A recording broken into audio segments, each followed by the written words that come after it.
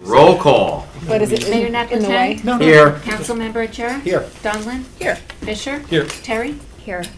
The notice requirements of the Open Public Meetings Act for this meeting have been satisfied. A copy of the annual notice was sent to the Asbury Park Press and the Coaster, posted in Town Hall and filed in the office of the municipal clerk on December 9th, 2021.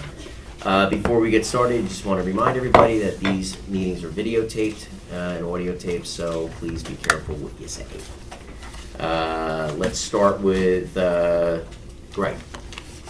It's usually where we go, right? Oh, you can take the public, but. We can, you want to go? It's up to you, whatever, you're the mayor. Let's start with Greg first, and then you guys have any questions. Okay. All righty. First item was 2022 road program.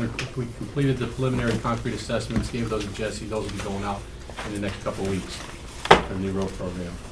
We're kind of waiting for the 21 finals and the 20 finals, but they're just, we can't wait any longer because I want to get that program out there. We'll get some pretty good prices now. There's a lot of bidders.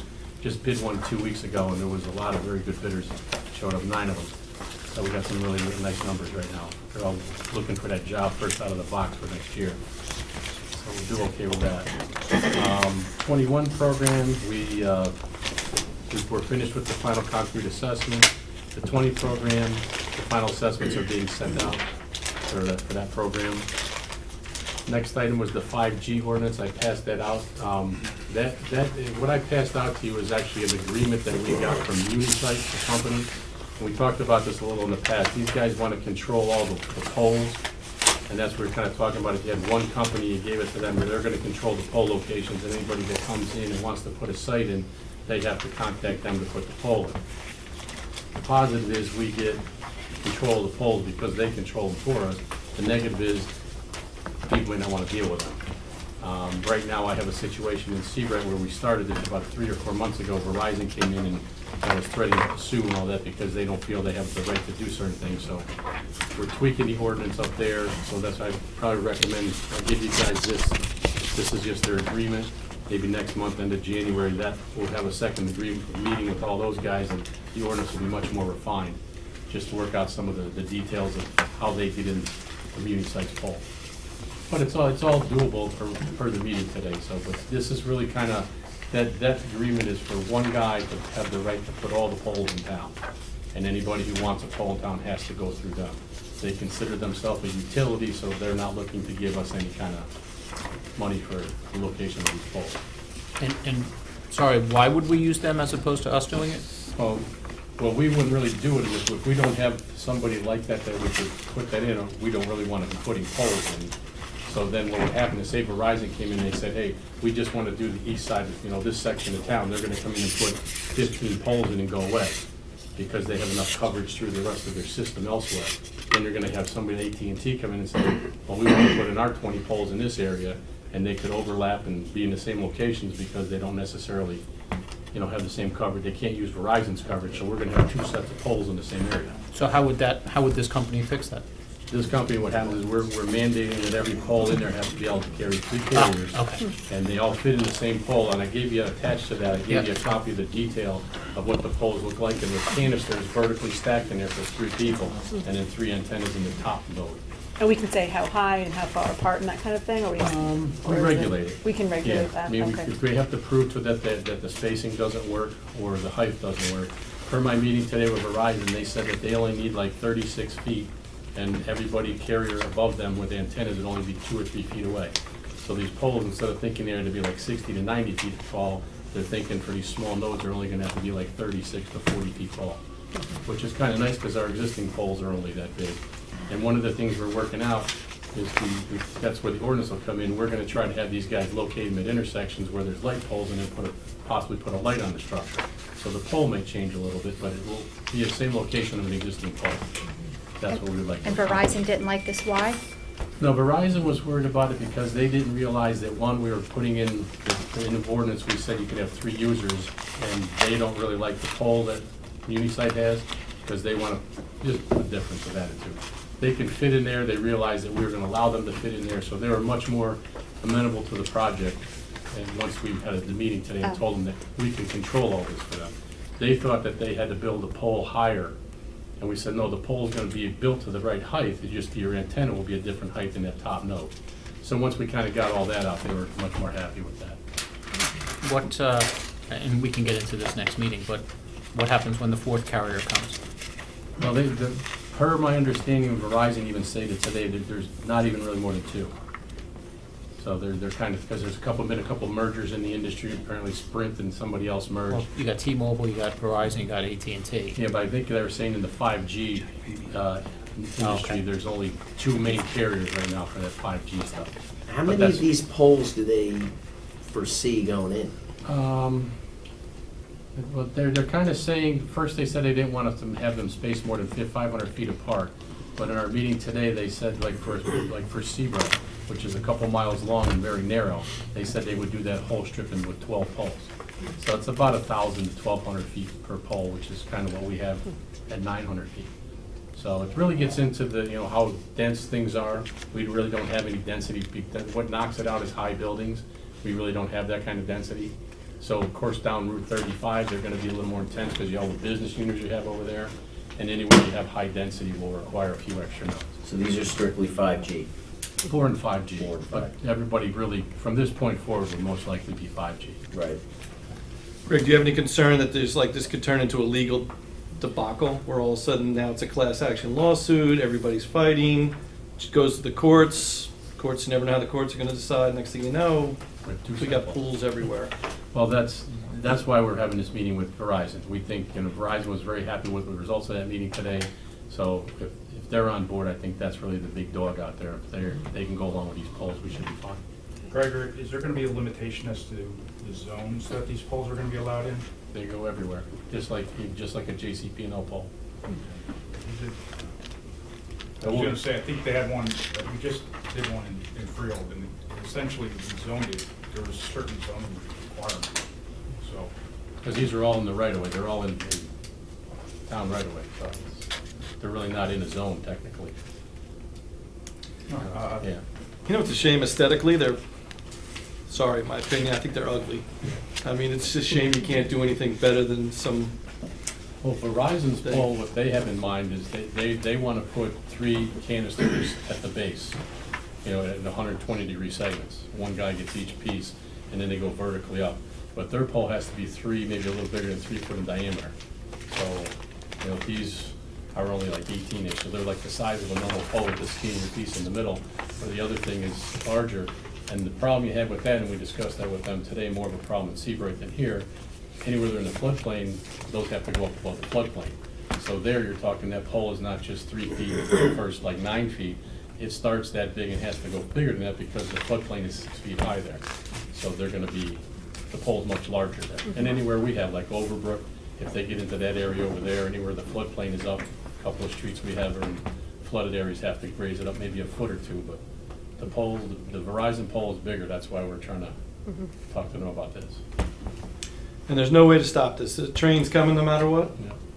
Would it make sense to have like a public meeting or have them do some education, Well, questions and answers? Absolutely. Yeah, I think what I would like to do once, after next month we have, because I want to get you guys as much information as possible. After that, I think we should have the vendors in to talk to you. Have Verizon come in and tell you what they think, have Unisite come in and tell you what they think. But I just don't want, because right now if they hit you cold with all this stuff, they're both talking 2 different things, and until you get kind of used to what they're talking about, it's kind of tough to listen to it all. And there is or isn't money in it for us? I don't know how well the way to say it. I don't believe there's more, well, certainly with Verizon there wouldn't be, because they're gonna come in, it's like their own utility, putting up their own pole. Unisite's the same thing, they're saying they're a private entity, they do not offer 5G service, they're gonna own the poles, but they say they're regulated by the Public Utility Commission in New Jersey, and they don't, they're saying they wouldn't really give you a fee to that. You can't rent the space to them to put their poles in. Right.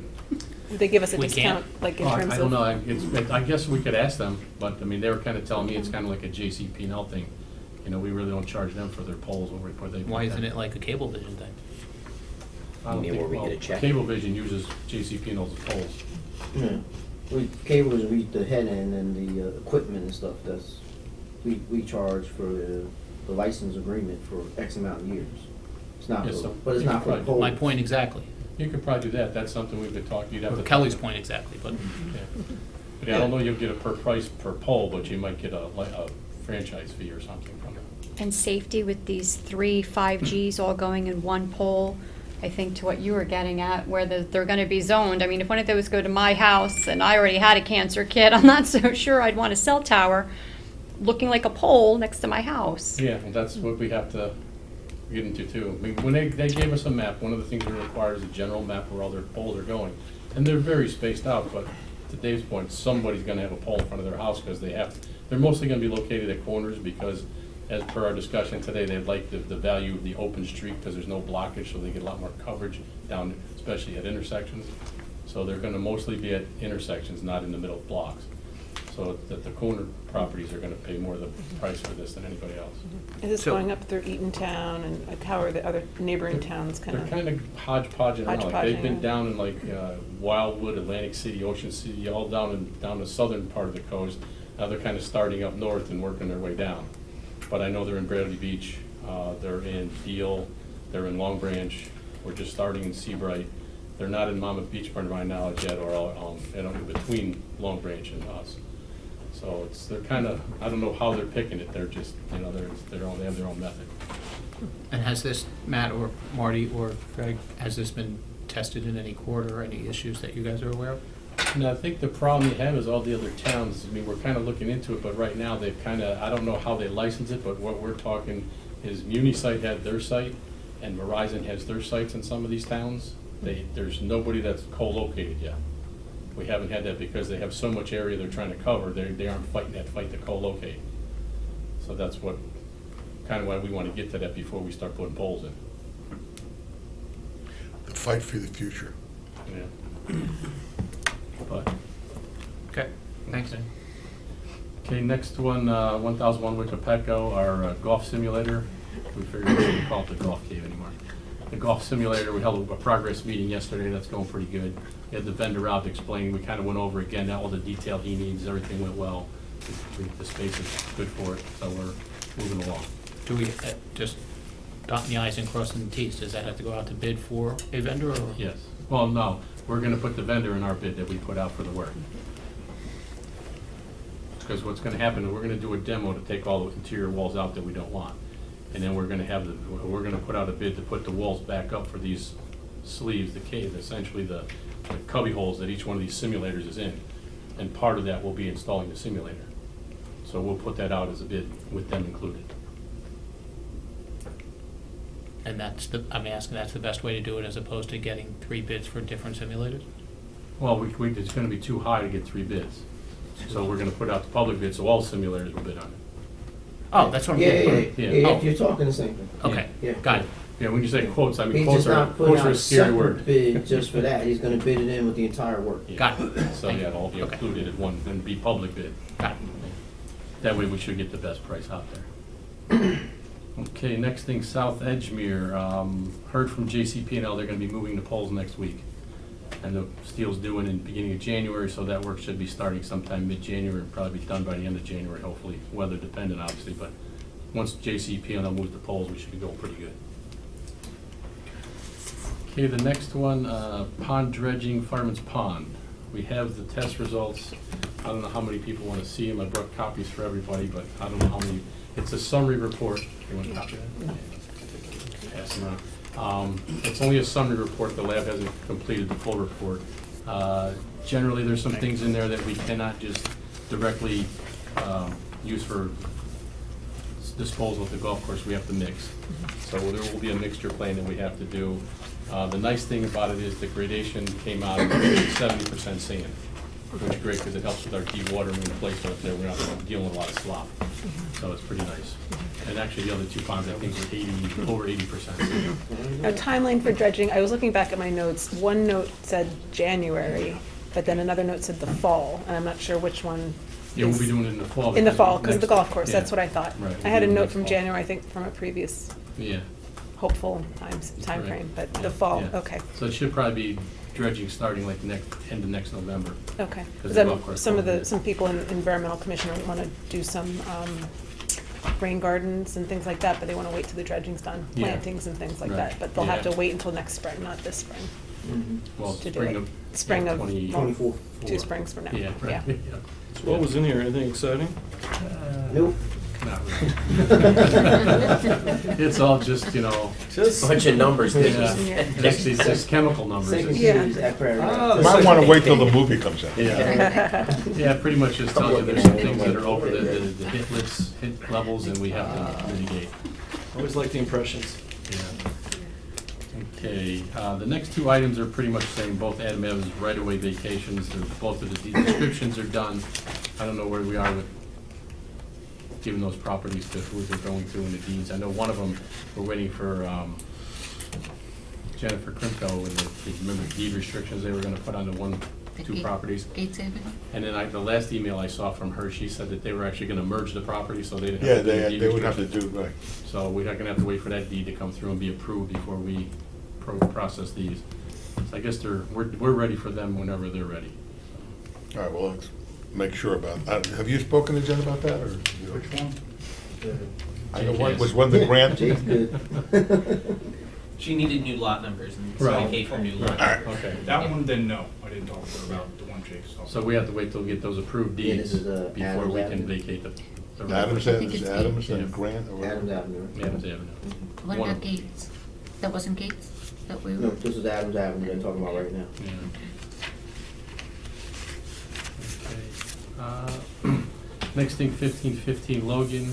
Plans are complete. I'm gonna be sending the plans and that preliminary application over to Marty tomorrow. Oh joy. Just so he can complete the legal end of the application. We'll get that submitted. I don't know if we'll make the January meeting in the planning board, probably not. They have 2 in January? They have 2, we can maybe make the second one, but I know we won't make the first one because it's probably a reorg maybe, I don't really know. So, Yeah, okay, you so would. not December. Not for us, though. Reorg. Because the last meeting was just this past Monday. Got it. So we'll be submitting to them and we'll be on a January meeting, hopefully. I'm the great oracle. Now, Councilman and I were talking about this earlier, and I said, I don't think it's gonna make December. No. Moving target. Got it. Okay, the next one was, we received TTF funding for our application. We got, we applied for 2 things. We got, one of them was a sidewalk on the north side of Deal Road from Carberry out to Bound. That was the sidewalk we've been trying to put in for years. So that's what the application we got for that. It's, I think, $309,000. Nice. Yeah. So you got the grant for that? Got the grant. Awesome. So we'll be doing that probably in the spring. I take Since down it's a the- standalone, it's not a road, we can get going on It's it. gonna go from Carberry all the way up to Bound. Bound? Excellent. And then part of the road program, remember, we're redoing the intersection at Yeah, Bound, that- so that'll all we talked dovetail about in really nicely for the school. So, we had a little Girl Love when a Scouts plan that comes came- together. Yeah, well, it's gonna make Girl Scouts in our school who came to talk to us real happy because they were the Oh, they driving can- force behind it. Nice, that's So, awesome. Yeah, they'll make them, the real reward for them. Maybe do pictures and Yeah, we should maybe have bring them something in for and say, yeah, you know. They'll be excited. Especially, they were very excited when we told them we were gonna do it. You know, they were like, wow, this is cool. We have a couple We of, have to I see believe, government silver action. stars Yeah. in January that are supposed to come to the January meeting, maybe we Mhm. want to do it for then. I don't know if you saw, but there was a grassroots signage Superstar. campaign going on that said, you know, I saw that. you know, Yeah. and they put those signs everywhere. Yep. We want to bike to school. Yep. So, It worked. you know. 3 or 4 Girl Well, we've been Scouts working came on that out. for a decade, Yeah. because we were trying to get an easement up through, I forget the Framingham, I think it is, Yeah. ends of the cul-de-sac, we're trying to get an easement from the property that was there to get out to Bike to Bound. school. Yeah, that So was they awesome. would give it to us, because that Yeah. would have made it really nice, kept everybody in the local internal streets on the Yeah. bike, and just had one crossing. But still, you come out the deal, it's a very busy road, but Yeah. at least the sidewalk will keep them out of the street. Yeah, So it'll be a very nice project, should be ready for next summer. good. Cool. Okay, next one was the Bimler traffic study. We talked about that. We're waiting for the county to schedule a meeting with Asbury Park in January, but, you know, signalizations and all that. Next one, crosswalks. Those are really the same. We talked about crosswalks at Monmouth Road and Lincoln. That's the county's going to be reviewing that through next summer. Right. The site plan for the playground was approved. Wait, hold on, Monday go back, night. crosswalks. While you're on crosswalks. Yeah, well, I got, there's more at the Go bottom of the ahead, list. that's cool. Go ahead. That one was just specific to the county. Got it. There's more coming. Yeah. Site So plan is he- for playground for the Kepwell site was approved at Monday night's planning board meeting. So now I guess we just have to wait for the closing before. Well, we're still waiting for the appeal time to run. I'm going to discuss and close another issue, and in fact, stick around just for that. Okay. Okay, we'll discuss that. Told you you're allowed. Okay, next item, stormwater control, we're looking into that with the grant, we're looking at some additional measures we may want to install. That's gonna probably come out late spring, the recommendations. We kind of talked about that. What about that separate ordinance we talked about, maybe reducing the percentage of coverage? Yeah. Can we do that separately, or is that, We're gonna probably have Or- to do that separate. Okay. I think I would recommend it because it's a totally different thing. Yeah. Mhm. But I think that's probably a good thing for next spring, late spring also. Mhm. Could we have to pass an ordinance to, Oh, yeah. so how do we Well, write the language, how do we, Well, we you write have the to do language? that. I'll Okay. get it all ready for you, but Yeah. we'll probably look at it in the springtime. Okay, It obviously wouldn't be retroactive. No. No, Right. no. Right. I think So going Just forward. check. It's all in the queue, it's just, Yeah, yeah. Break up your basketball court. Yeah. Right, that's what I was getting at. So, I Yeah, mean, it'll no. affect, But don't take it out Going and go back, forward. put it back in, I'm just kidding. Right. No, that's really the problem, because most of these measures are looking at, to enhance over the state standard, is the way you're gonna enforce this, is they're looking at not letting existing things qualify for exemptions anymore, is the biggest way to do that. So say you put an addition on your house, and you say, well, I'm only putting a 200 square foot addition on the house, and the total coverage of the house is because it was not, it's not new, it's not considered. Or now you're gonna go back to like when the property was vacant and say, this is all the coverage. So not so much that we have those coverage numbers in there, but the problem is it all has to meet the water quality standards. So now your whole property would have to drain through possibly an infiltration system or a rain guard versus just your addition. So that's the impact. So it's huge. That's why I wanna study it for a while and kinda come back with you guys and show you who it's gonna impact and how it's gonna impact, because we don't want to be broadsided and find out that, it's not something you really wanted. What's the state standard, do you know? Well, it's not an easy thing to answer. It's complicated, Well, the state has standards, there's a Yeah. certain level, and they, like, for example, anything, the state standards are you have, for just coverage, we'll say, like the 1515 Logan site, all that existing coverage, we get credit for. So when we're putting in all the new stuff, our new coverage is less than the old coverage, so our stormwater runoff is very easy to do there. The new regs, well, our enhanced things, one of the suggestions is don't allow that existing coverage to qualify and be exempt. So you'd start it as it was not even there. So now all of a sudden our water quality basin is a lot larger because, but I don't really appreciate, I don't really agree with that, because the problem you have is you're by taking some of the impervious coverage out, there's a benefit to that. So to take that benefit away is kind of tough. And you can kind of see where it's going. It's going to mostly impact commercial properties, because they're the guys who have all the coverage. It will impact some of these residential things that we're seeing around here right now, but most of it will be commercial related.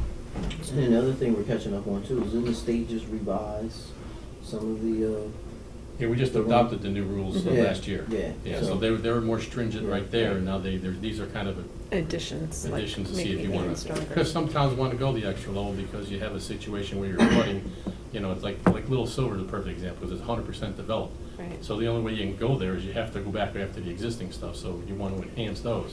We're still developing, so you kind of want to think about that.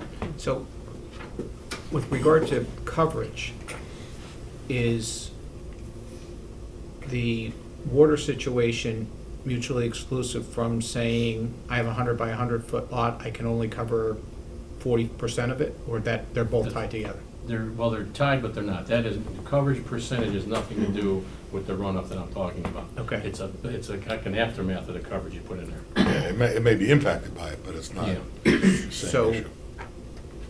So the fact that they're not together, can we do them separate? Would they be done separately? So They might be done simultaneously, but in separate ordinances.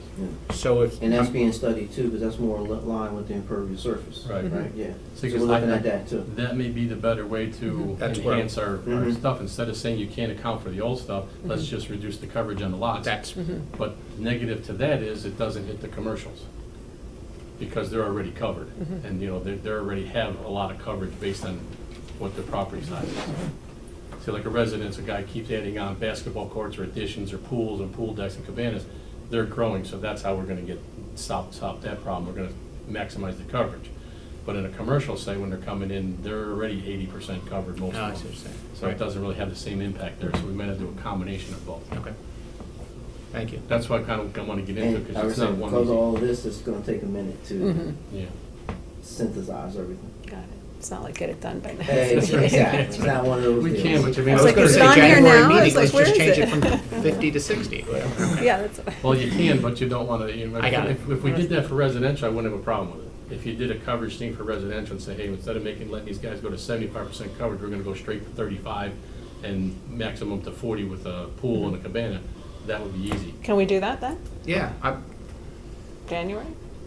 I think you should really do this. Push it. You just walk into that one. How about December December, we have one more meeting. 2024? if they're Okay, but- mutually exclusive, Yeah, I mean, if it's an easy, straightforward. If it's not, then we can study it and, make sure it's the right thing to do, but. We probably want to think about it. Yeah. You want to Okay. think about, you want to see, that look at the town and what kind of coverage you have in there now. And if, you're reducing it, Oh, then it's- everybody. It's like what's the allowance? It's 75%. 75%, yeah. That's all. Yeah, it's 75%. 90% of the value left after you take the setbacks and buffers out.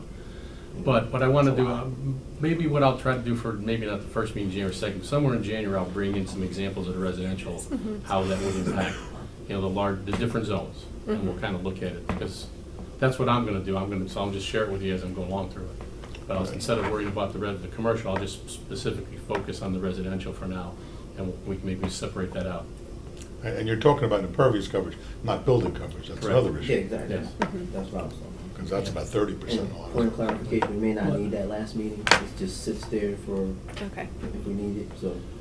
But Marty, the building is considered impervious also. It's all, no, I understand it's part of So the you have impervious. building coverage and total impervious, but the building is part of But the it. building, I just remember because we had an appeal on the case, the building coverage was like 30%, and they were exceeding it by 2%, we didn't allow it. All right. So, So that kind of dovetails into some other things, but in January, we'll talk about how that dovetails into the stormwater stuff.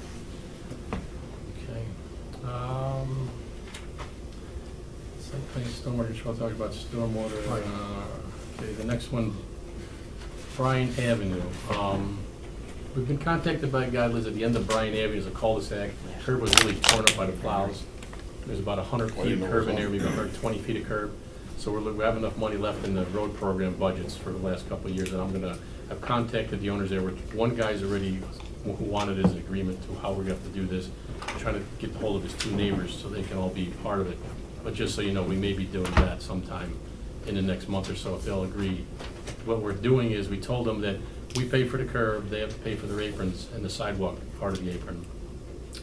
And because they're not in the assessment district, they have to promise to pay that. So the one guy has sent me a letter saying he promises to pay that directly to the town. The other two guys on board, and we'll be doing that possibly if we get a warm spell, or probably in the spring, most likely. So I think we just went through our warm spell. not doubting that they wouldn't pay, but if they don't, you do a lien. Yeah. But that's why I want that letter from them, because then I think I'll run it past our attorney, but make sure that gives it the legal basis to put a lien on it. But it's only gonna be $500. It's not like it's Oh. it's not a It's huge principal, number, but- yeah. okay. But you don't wanna let them get away, because that starts the ball rolling in a bad way. How much is the apron? About $500, $450 to $500. That's Need the new ones? Skinny driveways. Yeah, send them over. Yeah, the double wides are about 1,000, Yeah. but the 12-foot wides are about 450 to 500. Next one, I don't know what we call the property we got from Poplar Village. We kind of somehow dubbed it Overbrook Park. I don't know why. But this is the piece of property on Overbrook where we took the back 2/3 of Poplar Village out. There's a gazebo down in there, and we talked about that. We're gonna go out to get some quotes to take that down, because it's really in bad shape. It's just gonna become a safety issue. It's already probably a health hazard with all the stuff that's growing on it. But we're gonna take that to slab and the sidewalk to it out. We're gonna leave the pavement surface in there, because that is actually an emergency access to the backside of that community for the fire and first aid to get in there if the front way is blocked. But we'll get some quotes, and I'll bring you back those numbers back in January when we're meeting again. Okay, the next one, which is the negative to the TTF funding we got, we were kind of counting on getting the TTF funding for Poplar Road. We did not get that. So we had promised those 2 crosswalks to people when we did the road program. So what I'd recommend we do is we'll go and put the crosswalks in the spring with some extra money that I have in the road programs, put those 2 crosswalks in, and we'll do a little extra study to make sure that those don't have to be replaced when we do the road program the following year when we get the money. Okay. And then we had the 3 crosswalks, it's kind of just the same thing, 3 locations at Corley's, Bendemeer, and Lincoln and Wickapeco. We're all for the spring. Greg, roughly, I'm not gonna hold you to it, but what do we have left in that with the road program funding? What do we have, you know, that's, The 2020, I believe we have about, well, we made some commitments to it, but I believe with the roads that we're taking out, we have about 200,000. Is what JCP and all saved us by paving the roads up Go the ahead. Oakhurst area. And then we have, I think in the 2021 program, I think we have about $40,000 left. how much of the 2020 road program do we have earmarked out of that money that's left over to the All of project? it. All of it? Well, no, we remember, the reason I say all of it, because we said we were gonna pave the road, the bike path between Yep. Roller and Sunset. We talked about doing these crosswalks, the 3 crosswalks. We talked about doing 2 stub streets off of, Will there be Deal a Road, little bit of money Dwight. left for a small project that I'd Yeah, like to I mean, I discuss can- with you? Yeah, I can take out, because we didn't really tell anybody, and the public doesn't realize some of these little streets we were gonna tack in. Because one of the ones that were on the bubble, may come out now because of these crosswalks, we were talking about possibly doing Weston and Brookside. The Brookside is off of a roller, off of Roselle. Those were all included in that, but, you know, the only thing I think we kinda, I committed to you guys was the bike lane between Roller and Yeah. Sunset. Okay. And that's, I think, about 70,000. For that- the, yeah. for the entire thing? For the entire thing, so that leaves us, you know, somewhere around 130 to probably like I'd say 150. But then you're gonna earmark some of that for the crosswalks out of the 2020 program? Right. Okay. All right, I'm I gonna, mean, these 3 crosswalks, you're probably, we usually look at about 6,000 per crosswalk, so that's just say that's 20 for the 3 there. Yep. We've got 2 on Roller, on Poplar that I wanna do, so that's another 12, so we're talking, that's, you know. down to 100, a little less than 100? Yeah, Okay. and they just kinda add up over time, but, Yep. and then we got a couple other ones we were gonna put, but it's, we did dovetail everything and to spend it all, because I don't like to give it back if we can get things done, because it makes us look better when we get more things done. And that's also what we're utilizing for that curbing project as well Yes. that we discussed. And we did, you know, like the Veterans Memorial, we did with Yeah. some of that, so that's why the, you know, the Good. money is a little less. Is there any thought to doing one of those flashing light crosswalks on Stevens and Deal Road there? Apparently, it's a little dicey over there, and there's a lot of people that use that, especially in the summertime. Hollywood? So kind of by Hollywood Golf Course, Yeah. there's a crosswalk there, Ask Megan, David. but I guess it's, there's a lot of people, especially during the, you know, the weekends in the summer. Steve, isn't that the one that comes out right at the light? It's right here, isn't it? It's right at the golf course. It's right It's right over here. It's the Yeah. closest one up, yeah. Yeah, is that the one that, that's right, that's. Yeah. right Not at the across light, from it's at the Oil golf course. That's the That's golf, that right, Dave? road Yeah, that it's the comes out. secret road to get into Hollywood Golf Course Right. over there. Yeah, Oh. that is a Right. tricky visual Yeah. spot. I think you Yeah. can, you know, people are. Um, I've gotten a couple, you know, Close. calls or suggestions that maybe we need one of those press the button blinking things. Isn't that Yeah. the same intersection, I think, Dave, I reached out to you today? Might be. They were trying to say that the sign was down, but the sign was sign is up, there, yeah. but then something to do with the Yeah. crosswalk. Mhm. I think that's what he's The one talking that's about Yeah. close too. to the. Yeah. So obviously a couple people got us. Obviously, at they the same time. obviously they got to all of us. So, Yeah. you know. But the stop sign is up. Now, I don't know about the crosswalks. I don't know if they looked at that. No. Me- He said something about something being down, they were gonna I think go we have back, a I bigger think. project. Okay. Somebody wrote me back. Okay. I just think when it's dark out, it's like playing Frogger over there. You know, people are flying down that road. Yeah, the thing you have to watch, and we had a couple other people that wanted the crosswalk down all the way across from the museum area. You know, they wanted a flasher there, because that's where they come out of the park and they walk across and they go over to Dwight and then they Yeah. continue down. So the problem that you have to watch for is we don't want to put these things everywhere, because it costs us about 30,000 per Yeah. to do it. And, you know, you could just look at Geo Road, you could probably put 4 of them there. But then you also get to the point where you call it almost like sign pollution, it's flashing Sure. light pollution, because you have them at every location, people start ignoring, the drivers start ignoring them. And also, I think we kind of want to target them to be used where there's heavy crossing. You know, like, because they were saying, well, you put one at the golf course. I said, yeah, but you probably have 1,000 people a week crossing that in the summertime, and I have 2 crossing down here where you're talking about most of the summer. Yeah. So I think we can put them anywhere, and there's grants out there available for that. You know, you get 1 or 2 at a time through DOT. But I think we kind of want to pick the bigger ones. Yeah, like- I guess we just got to figure out which ones are the big Yeah. ones. Like Deal Road, I think would qualify, anything on Monmouth Road would qualify, the heavier traveled roads is where you want to target them. But I think we gotta kinda space them out, make people walk down the road a little bit to get to it, don't put one everywhere. I guess you gotta see where the community's coming, Well, you know. certainly, you have a lot of locations coming out of Dwight, there's Yeah. like 4 roads that come out of there. So, I mean, you almost wanna maybe pick the middle one, or something a little closer to the east, cause they probably go up Whale Pond. Yeah, But if we do have a crossing there that gets them directly into the park, gets into that walking system, gets them all the way up, you can go all the way up Whale Pond Road from that system. You can cross over to Yeah. the east side of Whale Pond there. I think a lot of people are crossing at Stevens because it's closer to the temple too. So- That could be, if they yeah. come, so that's, maybe we should talk to the communities and listen, if you guys, we can funnel you all down to White, and everybody crosses there, then we'll put the flasher there, Yeah. as opposed to, coming up. But the thing is, if we cross them there, there's no sidewalk down there.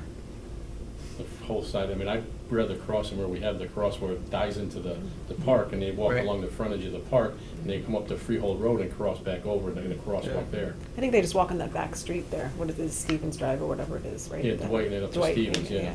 But that's what I'm saying, but once you come across Stevens, there's no sidewalk on Whale Pond until you get up to Freehold Road.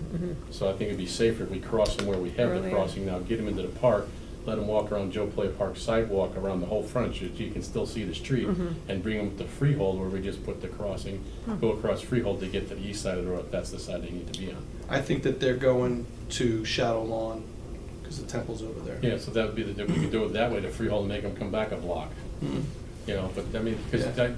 that location there is tough anyway because of the light, it's much closer to the light. Stopping people short of the light, so, but we can look at it. All right. But yes, we have other projects if you want to slide things around. Okay. That's all I have. That was enough. I'll let Rob go. I have a couple Hey, Jake, you questions. came to the wrong meeting. Usually in 5 minutes. Greg, 20 items. Greg, I don't know if this is you or David. Street lighting. We talked about getting JCP&L upgrade. I believe it was 10% per year we can get our lights upgraded. Have they started to do that for the township yet? Are we looking into that? I haven't been directly about that. I think that was being handled by Mark. Yeah, that's but- in Mark's budget. I haven't heard Who? anything about that. Mark, DPW director. So, well, maybe I'll get more involved in that, because I'd like to Please. set up a plan so we know exactly what we want, we're asking them as opposed to. We have several areas in the town that are like pretty dark, that we need to look at some areas that need lighting improvements. Either the upgrade on the light itself or additional lights that are in areas that don't have lighting right now. So, All right, who would Mark I'll get more involved. assess the streets at night to find out where we lack? PD, so PD in would the be past, best. when I've PD when I've would be asked, PD goes out, Yeah. determines if it's needed. That'd be the best way. Yeah. They could just have somebody in their traffic unit do You it. talking townwide or a specific? Every time I take a different street, I'm noticing a different area. Now, I don't know if you want me to shoot you a message every time that I see a spot, but No, we just do a townwide assessment. yeah, let's do an assessment on the street lighting. I think that we have several areas in the town that need to be looked at with the lighting. The other area that I needed assistance with, that I had a request, I had a contact, and I don't even know if it's the right one, from the Jersey American Water Company, in regard to hydrant flushing in Cedar Village. So, hydrant flushing. They have never seen their hydrants flushed. And that was a question that came up from their liaison, Ken, who contacted me, and I met with him several weeks ago. I had a contact that I got through one of the guys on the fire department, but that contact for New Jersey American Water Company never got back to me. I'll call So, them. can we, find out and... Yeah, I'll call them because I want to make sure that the New Jersey American Water owns those lines in there. Because sometimes they don't own them. So when I reached out, they advised me that it was, and it could be wrong, but I was advised that it was New Jersey American Water Company that would handle that as opposed to the fire department. So Yeah, if we New could, Jersey American will not let the fire department flush the lines. right, so if we could have that looked into for Cedar Village, this way I can get back to Ken, let him know that we're looking into it, and then, Does it depend on what color the fire hydrants are and stuff like that? Yeah, that's what I want to check, because they may not even own them in there, but Yeah, I'll. the fire hydrants are color coded depending Right. on who's responsible, so. Okay. The size of the line that's attached to the fire hydrant. That's part of it too, but then there's some sort of color coding going on here in town too, that. And there's actually some areas that New Jersey American, like the mall, they don't own any of the fire hydrants in the mall. Why, I don't know, but they just, I've had we that. found that out when we had Amazon went in there, because they hit a asbestos line, and we wanted to replace it, and we went after New Jersey American, they said it's not our line. So, I had that when I worked in Hillside Township, and we ended up selling it back to them. Back. Because we didn't want that maintenance problem. No. well, that's actually, they got a I'm little with you. problem there, but. Yeah, exactly. I just want to get an answer from Yeah. Ken so Yep. that, you know, we I'll- can get I'll that call done them over there. tomorrow and get back to you. Great, thank you. You wanna do the guess, or we got G? I'm sorry, I had. Oh, you got questions? I apologize. Oh. The stripe, that's all right, I got my. I tried. You guys are bad, I gotta tell you. I'm getting faster, it's color coded. Wow. Just like the fire hydrants. And very attractive colors. No, yours No, got a it's couple. along It's not that big. We're gonna limit Rob to 45 minutes. The striping through town, how's that, did the police give you anything yet? No, they're working on it. We asked them to, last month, we asked them to do it. I told them we weren't gonna be doing it until spring, so they're gonna Rob, they asked do it me over next. yesterday. Yeah. No, I go back, striping through town goes Yeah. back, I I can told see them at we, least if October. they gave me that information in February, I told them it'd be fine, because we wouldn't formulate it together till March and put it out in April Okay. for a striping. And it'll be a program. part of which road program? We'll probably just put that as a separate striping program, because there's gonna be enough of it. We got the bike lanes to do, now that was all approved. Right. And we'll have all this, and then it really comes down to what's in the budget. I mean, because I know that the striping they're gonna come up with is gonna far exceed our budget, and I'm gonna key on the bike lanes first, and then we'll take whatever in the budget will allow is to do the rest of the road line Got striping. it, okay. I don't know if you're looped in on the West Park challenges we had at, sorry, the other side of Poplar. The drainage Yeah. by the Italian That pizza corner. place there? Well, the pizza one's fixed. And then were you involved with Joe Vitoro? He said he was gonna have that evaluated. No. You weren't copied on that? No. Because I'm not following up with it. Okay. If I can, I'll loop you. Is that I'll the forward you send it the. The water was ponding? Right. He was Yeah. gonna re-evaluate it. Yeah. And- I remember. Send it I to me and I'll remember. follow up on it. Okay, thank you. Hold on, I think there's only one more. I haven't seen it since it was put out. I don't know if it's It really hasn't rained rained. yet. Yeah. Yeah, that was a bad rain. That was Well, terrible. no, what do you call it's good? Yeah. Um, But even Pizza the other place is areas, fine. the other. it I've hasn't ridden rained by as it a hard. couple of times. Yeah. It's not perfect, but it's, should be fixed. Hold on, Rowan, I got one more for you. Wait. No, you're good, Greg, that was it. Must be green colors. Greg, you're today. getting good, baby. There's one other thing. Remember that the old sparked- days we used to that talk for come like with- 20 minutes? That comment sparked, just to let you know, you remember we had the problem with the bond we released in Cedar Village, and the developer said they would stick around and fix the rest of the punch list. They are gonna start that work probably next month. The drainage repairs that they have to do and some of the other things.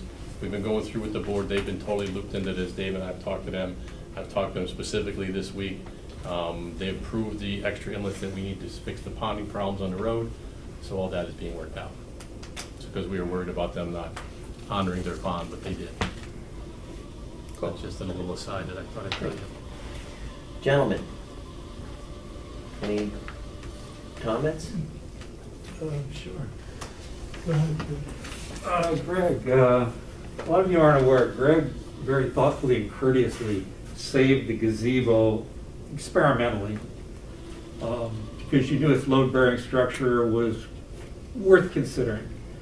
And I wanted to thank you, Dave. You had Tracy Berkowitz call me today, and I appreciate the follow-up that you and she did. That was very thoughtful. Absolutely. Greg, when you go out for the bids on the deconstruction, could you go out there and do a simultaneous, what does it cost to keep that? The gazebo is a load-bearing center post, and the center post load-bearing has completely different structure than a cantilever going to the rear, to the sides. It's chicken coop construction and it's rock solid. You can very easily repair chicken coops. And could you go out there and price out the cost of keeping that gazebo? It's Well, quite attractive. I don't know, does anybody use the gazebo? Because we don't have access to it or knowledge that it exists. It is gorgeous down there. It is a waterfront with the 20 or 30 feet of cutting twice or 3 times a year.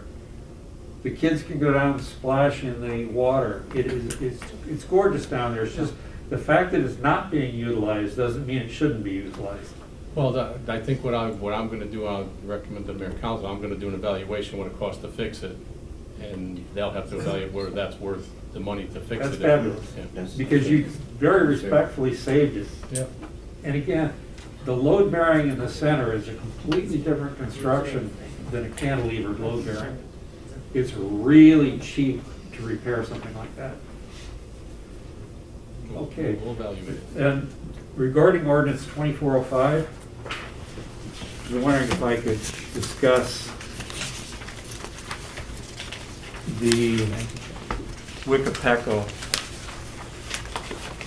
Mayor Siciliano and I sat down 3-4 years ago regarding this, and also I spoke with Rob about this 3 or 4 years ago. And I was just refreshing everybody's memory that we had attempted to get them to not purchase it 3 or 4 years ago. And Rob's the only one that's still left from those discussions back then. And these are our unfunded liabilities. Just so you know, we have $500 million of unfunded liabilities. And we're casually dumping another $1.6 million into a golf range. At what point do we just take a few steps back and stop spending money? If we could sell this, eliminate another liability that's going to be with us for generations to come, get rid of this the same way you're getting rid of Logan. And just as a memory jog, how much expense is floating around into the taxpayers? And these notes are from 4 years ago when I spoke with Rob and I spoke with This Chris. Rob, me? Yes, you and I were up on the dais. You were running for election at that time. Okay. Just acknowledge the liabilities floating around in our, and this doesn't even count our state liabilities for pension. This doesn't even account for our state liabilities for health insurance. This is just our own internal Ocean Township. So again, I would appreciate it very much if you could consider selling that property and cut our losses. And I appreciate your time very much. No, this is. Thank you. Thanks, Joe. The one thing I had is a follow-up really of last week, Mayor, last meeting, the discussion about the cannabis, the retail cannabis or whatever. Where does that stand? You were gonna try and do something with the public. We have nothing right now. Are you gonna still go ahead with a public meeting or something, get some opinions or whatever that was intended? We haven't discussed that with the council yet. On what we've decided that we're gonna do, whether we're gonna amend. We have to amend the ordinance regardless for another issue that it deals with, but as for expanding the licenses right now, we haven't discussed that as a council, as to whether or not we're gonna put it on the agenda or not. I understand, but I thought you were gonna have a meeting that the public could offer their opinions. Yeah, You'll have it. If I may. yeah, go ahead. Jack, I think what you're talking about is if and when they decide to expand that, they have to introduce it, and then there's a public hearing at the adoption, seriously. No? Like any other ordinance, Yeah. it'll be introduced. I understand how an ordinance works, but what I was also thinking you were going to do is kind of a less formal discussion, not an ordinance-based discussion. Just, do you think this is worth pursuing, or and then take it to an ordinance, or whatever it takes after that? But the fact is, first, is the public gonna have a voice in whether or not you get into this subject? Or is it now gonna be where The you? public always has a voice when an ordinance is introduced. After, yeah, they get 5 minutes to talk. But I think. I'm Jack, didn't we have a referendum? We had a We'll have one at referendum town in the hall. town, but we Yeah. also had a statewide vote Statewide that referendum. but when you look at the way Ocean Township voted, they voted For it. For it, in favor. It We was did over a separate 50%. referendum before it was legalized recreational use. The township did our own referendum, and it passed. But Then the following year, the state did one. the state did it, and it passed legally in the state But also in Ocean Township, Right. the majority of people, I don't remember the exact number. So but it was we've like had our 60, referendum 40. already. The people did speak. They voted. I just don't recall, I guess. Yeah, I think it was actually, I'm not sure of the number, I thought it was like 60-65%, but I'm not I think it was positive. about 60%. I mean, I could be 60-40. wrong. And what was But I the doubt. decision? To yes, they wanted retail, or no, they didn't? No, that was a vote To legalize to it. legalize it. And Ocean Township You know, voted within Ocean 60 to Township. 40. Within Ocean Township? Within Ocean Township. 60% of the people said yes. I think it was legalize 60%. Legalize it, but we didn't ask, in fairness, what type of facilities they wanted. So did they want retail, did they want medicinal, did they That's want what I'm wholesale? getting at. Right. Because Well, I- this- And if we did, But how this- many? It was But beyond. this was one whole issue, Correct. okay? We can go back and get the numbers from the referendum that we originally did, and we can look at the numbers from the state the following year to see where Ocean Township voted in that referendum. Okay, and that's a few years ago? There were two back to back. They About how le- long ago? Ocean Township did ours, 4 years ago, maybe? I think 3 years? yeah, it's been within the Ocean last couple Township years, was- Jack. It was about 2000. 17 or 18 was the township phone. Okay, so it's 3 or 4 years, something in that ballpark. Right. We can get the numbers for you and let you know the percentages. But my own opinion is, when this whole thing started, there was little known about the impact on health and so forth that has surfaced over time. My concern is things that I read, like young people between 15 and 25 years old can have serious health implications, brain damage and stuff like that. I don't know if they even talked about that or had any information about it at the time that you're talking about 3 or 4 years ago. I think this is stuff that is surfacing now, or within the past year, and we ought to tuck it into our brain and try it again, see, do we really want this? I don't know. Jack, and I don't want, believe me, I'm not trying to be argumentative. I'm having a discussion with you about it, but what I've expressed when we started this discussion last month was the train has left the station. So if Ocean Township opts to not expand, that's fine, but you can go to Neptune, you can go to Eatontown, you can go to Neptune City, which is this big, and it's all over the place. It's legalized. So it's no different than alcohol, which there are way more alcohol places to purchase liquor than there are going to be marijuana licenses. That's going to be a fact. You will not see the amount of cannabis licenses that you do see for alcohol. It's just not going to happen. I understand. So, and there was I believe you had mentioned cost factors for the town. Well, cost factors in terms of, are we really gonna make a lot of money to even pay for the additional coverage that it'll cost for police and so forth? When you say coverage, and what are we talking about with coverage with the police? Well, I don't know. Will cannabis bring more traffic? For example, if there's and I toured a facility. I went up to actually tour a facility to check the safety, to check the smell. I went with Mayor Siciliano. What I found was an unbelievable amount of security within this place. I mean, first of all, you can't even get in the place. Second of all, the only way a child would have any access to marijuana, believe it or not, there were children in this place for medical marijuana because they had it. They had prescriptions for it. And they That's had medical, right? medical marijuana. Yeah. I'm talking about retail. But what I'm saying is, as for safety, the facility I toured, completely safe. There are laws that, protect a child from going in to purchase it, but it's like everything else. I mean, I have 5 kids myself, and they have friends, and they all talk about it, they all discuss it. It's a situation that's now legal. I didn't make it legal. The state made it legal. It's been happening throughout the country. It's up to the towns to decide whether they want it or not. You're 100% correct, and there is a fee that the town gets. There's a tax that the town gets. We can get upwards of 2% of the gross profit of that facility. So if a facility pulls in $10 million, the township gets $200,000 of it, year in and year out, and it's the gift that keeps giving. It doesn't cost us money to get that money. Oh, what does it cost to, in other ways? For example, will you need more police coverage to assure that? For that facility, In general. I don't think you would need any more police coverage for the legalization of marijuana than you would liquor right now.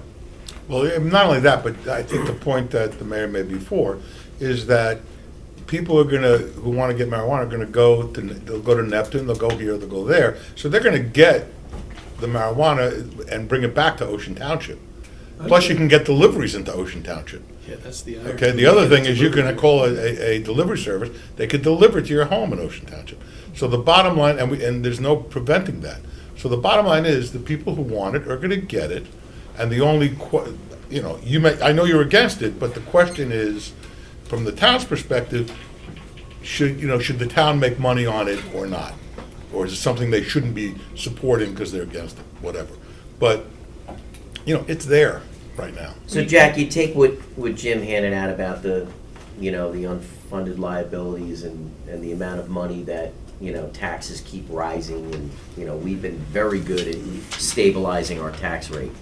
We're looking for creative ways to stabilize and continue to stabilize that tax rate. If something now has been legalized and they're gonna do a money grab over in Eatontown for the tax on the cannabis, or they're gonna do it over in Neptune, if I'm at CV Square, I can literally look across the street and I can see Zen Leaf, and all those dollars are going into Neptune. Now, my residents, if I don't have it in Ocean Township, just as our attorney said, they're gonna go across 66 and go buy it there. I would be okay to offer Ocean Township as a way for them to make any money at all from something that's gonna hurt a group of people between 15 and 25 years old, that's permanent damage to their health, to their brains and so forth. If I knew we could lock it out of the state, I would be in agreement with you. But Jack, unfortunately, it's a substance that's been legalized in the state of New Jersey. And like I said, the train has left the station, and it's really, I'm one person. There's 5 of us on council. And if 5 don't want to go for it and don't want to expand the licenses, then it doesn't get expanded. Right now, we have 4. For who? 4 licenses, we have 4 approved licenses. Not for retail. There's 6 total licenses. No retail. And I've got Matt over here, who's another attorney here, who's, been with us, can explain a little more on the licenses that they have, the 6 different ones. Classes. 6 classes. of license. There's 6 different classes. So Matt, you want to just, Well, they have 4, the township's approved 4 classes, 1 in each class. Cultivation, distribution, warehousing, and manufacturing. All centered and allowed in the CV Square industrial zone. Right. The township can't stop it from being delivered into the town, can't stop it from being brought, going to Eatontown, going to and bringing it back. So even if the township had no cannabis businesses at all, if you say that there's some kind of police activity due to the use of it, can't be stopped anyway. It wouldn't matter, because people can get it from someplace else and bring it in.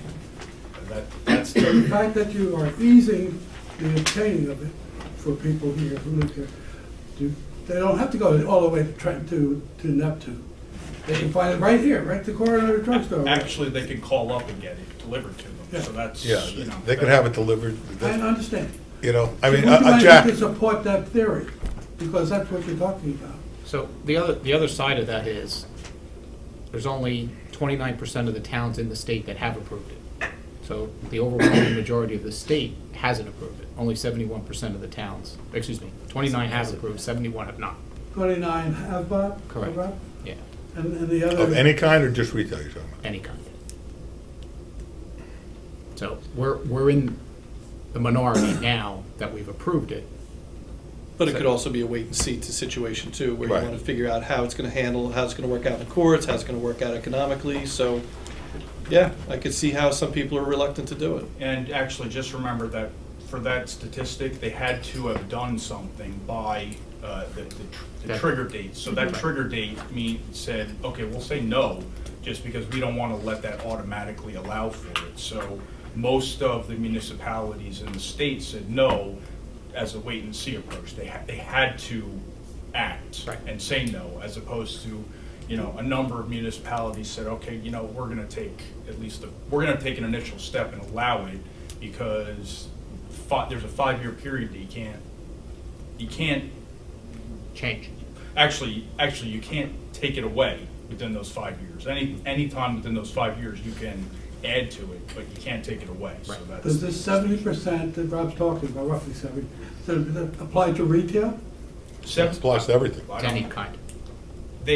I'm assuming, I don't know the statistics, but I'm assuming that they said, we're not allowing anything because they had to act Right. before a deadline, because the Anything state. included the 5 things that you talked about? 6. The 6 things that you talked about. Yes, because if they didn't do anything, the state said you can have Anything. cannabis business anywhere where there's a commercial, anywhere in a commercial zone, anywhere in the municipality if you didn't act. So that's why most municipalities said, we're barring it until we figure out where What we we wanna want do. it and what exactly the ramifications are. And we have it in an area right now where it is approved, up in the Seaview Square section. So it's not even on Route 35. So we're literally across from Zen.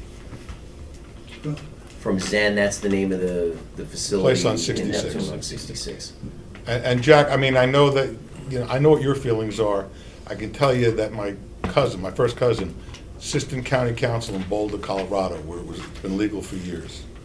And in terms of police activity, that never happened. There was no major police problems. There was really, none of the concerns that a lot of people raised really came to fruition, at least in Boulder, Colorado.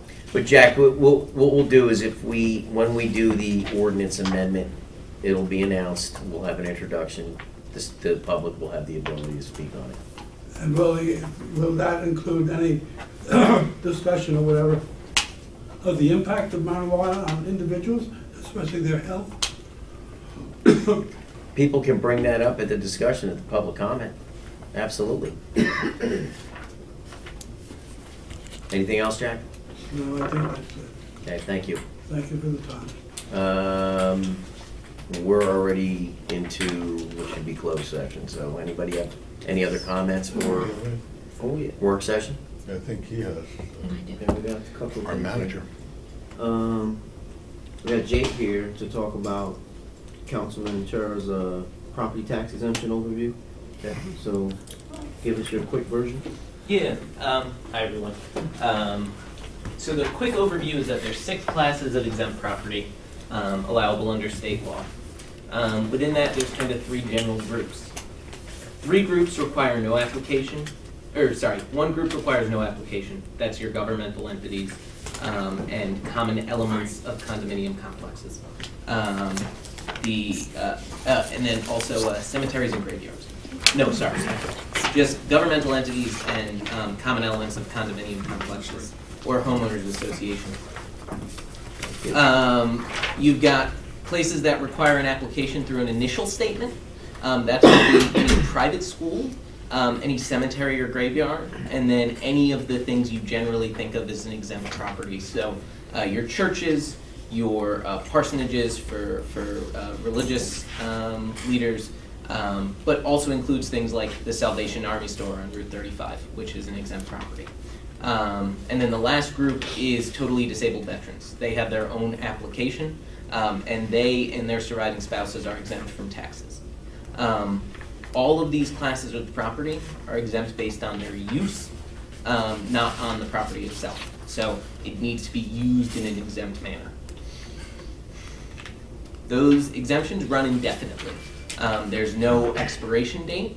The municipality can ask for proof that it's still being used in an exempt manner as frequently as every 3 years. We generally don't go that frequently because it's just these places generally keep doing what they said they were doing. Any of these applications require proof that it's being used in an exempt manner, and we review that both on application and when they confirm their exemptions. That's the gist of it. It's laid out in the memo in the broad strokes. If you have any questions about specific properties, I'm happy to work through those. Yeah, I really tried to just give a quick overview. I have a question. So, Yeah. say I wanted to open up a religious, school or whatever like that. So what do I have to do? I've got to fill out an application. Yep, so you have to fill out an application. You need to provide documentary proof that the organization is incorporated either in the state of New Jersey or a foreign incorporation, which just means outside of the state of New Jersey. You need to provide evidence of the use, so perhaps a schedule of services, and then you need to provide constitution bylaws showing that the organization operates in an exempt manner. How long does that process take? It really doesn't take that long, assuming all the paperwork's in order.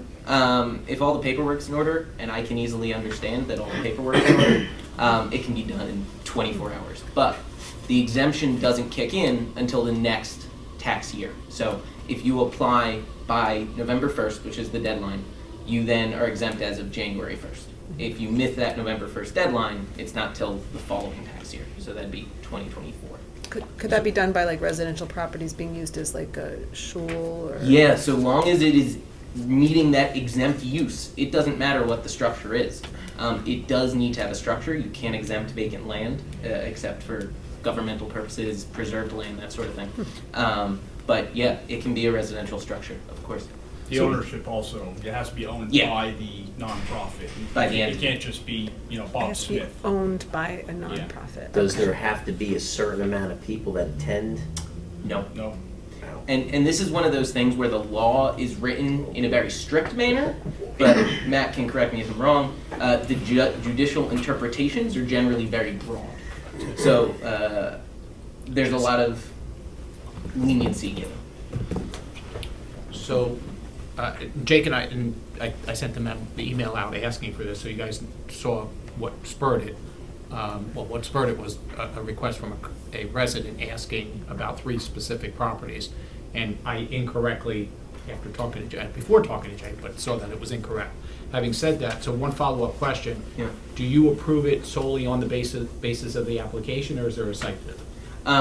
If I feel a site visit is necessary, I'll do so, but generally it's on the basis of the application because generally these things are pretty straightforward. Got it. Okay. So like we haven't had, in my time as the assessor, a residential home be applied to use as a shul or anything like that. You've been here how long? I've been the assessor since 2019.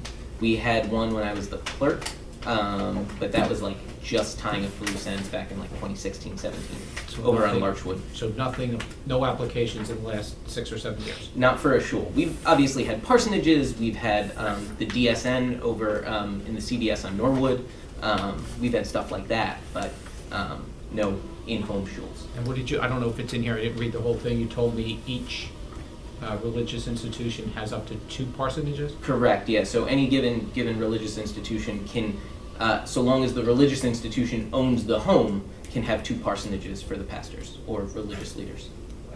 Are these the totals in Ocean Township that exist now? Correct.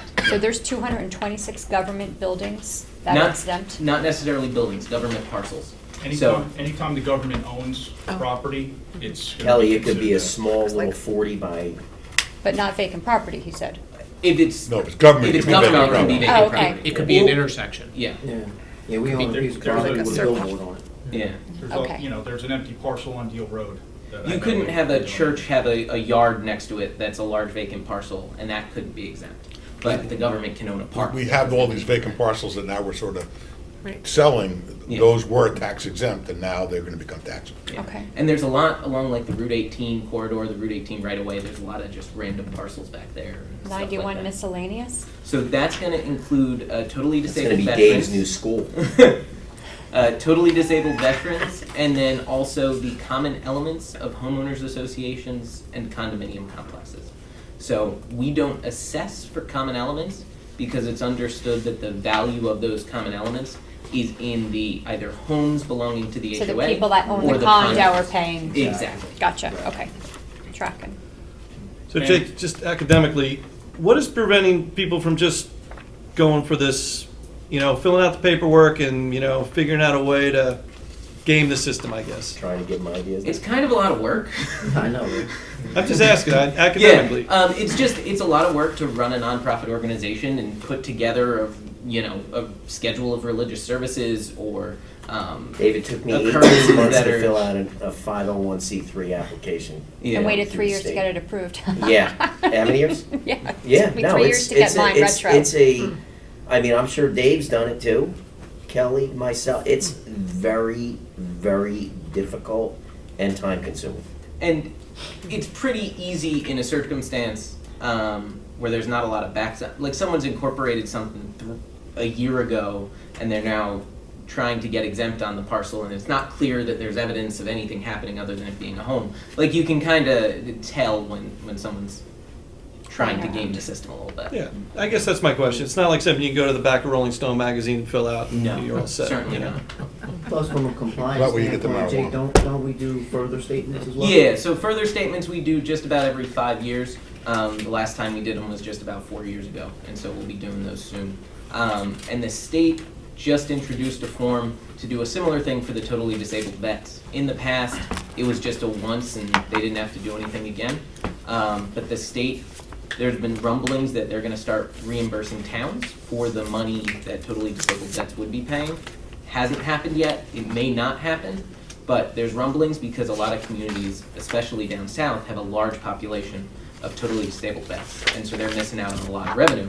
And so with that coming online, state money on the line, they're gonna be auditing statements more and being a lot stricter about checking those. So they introduced a form to confirm those totally disabled vet statuses, and we'll be doing those. All right, my last question. So where do we compare to other towns? Do you have that, knowledge? I mean, is this pretty typical of, By all I can tell, it's pretty typical. You have anywhere with a lot of exempt properties, whether that be government entities, totally disabled vets, you start to run into issues with just the shrinking of the tax base, but I don't think we're anywhere near there. One other thing in the 15Fs, this reminded me, if a property is put into a pilot, there's various ways of accounting for that, but one of them is to exempt the property as a 15F. So I believe Poplar Village is in as a 15F. I think one or two of the other properties may be in. great info, thank you. Of course. Trivia question, where are the 2 cemeteries? Oh, I know, one's on Oh, yeah, but Wickapecca and And? one's on Monmouth Road. Yeah, No. No, not No? Monmouth. Is there a West Park? West Park where? Oh, behind the church. Behind the church. Oh, right. There you go. Jake, thanks a lot. Rick. Of course. Just one, there is Yeah. also a distinction between the use. So, like Jake said, the one on Norwood where Drummond there's a Cemetery or what the heck?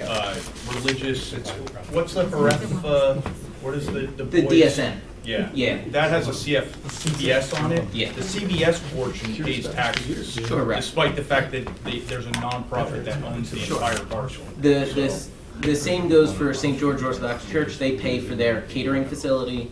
Hillel School pays for their summer camp facility because that's a for-profit operation. So if you lease out space, you pay taxes on the non-exempt use.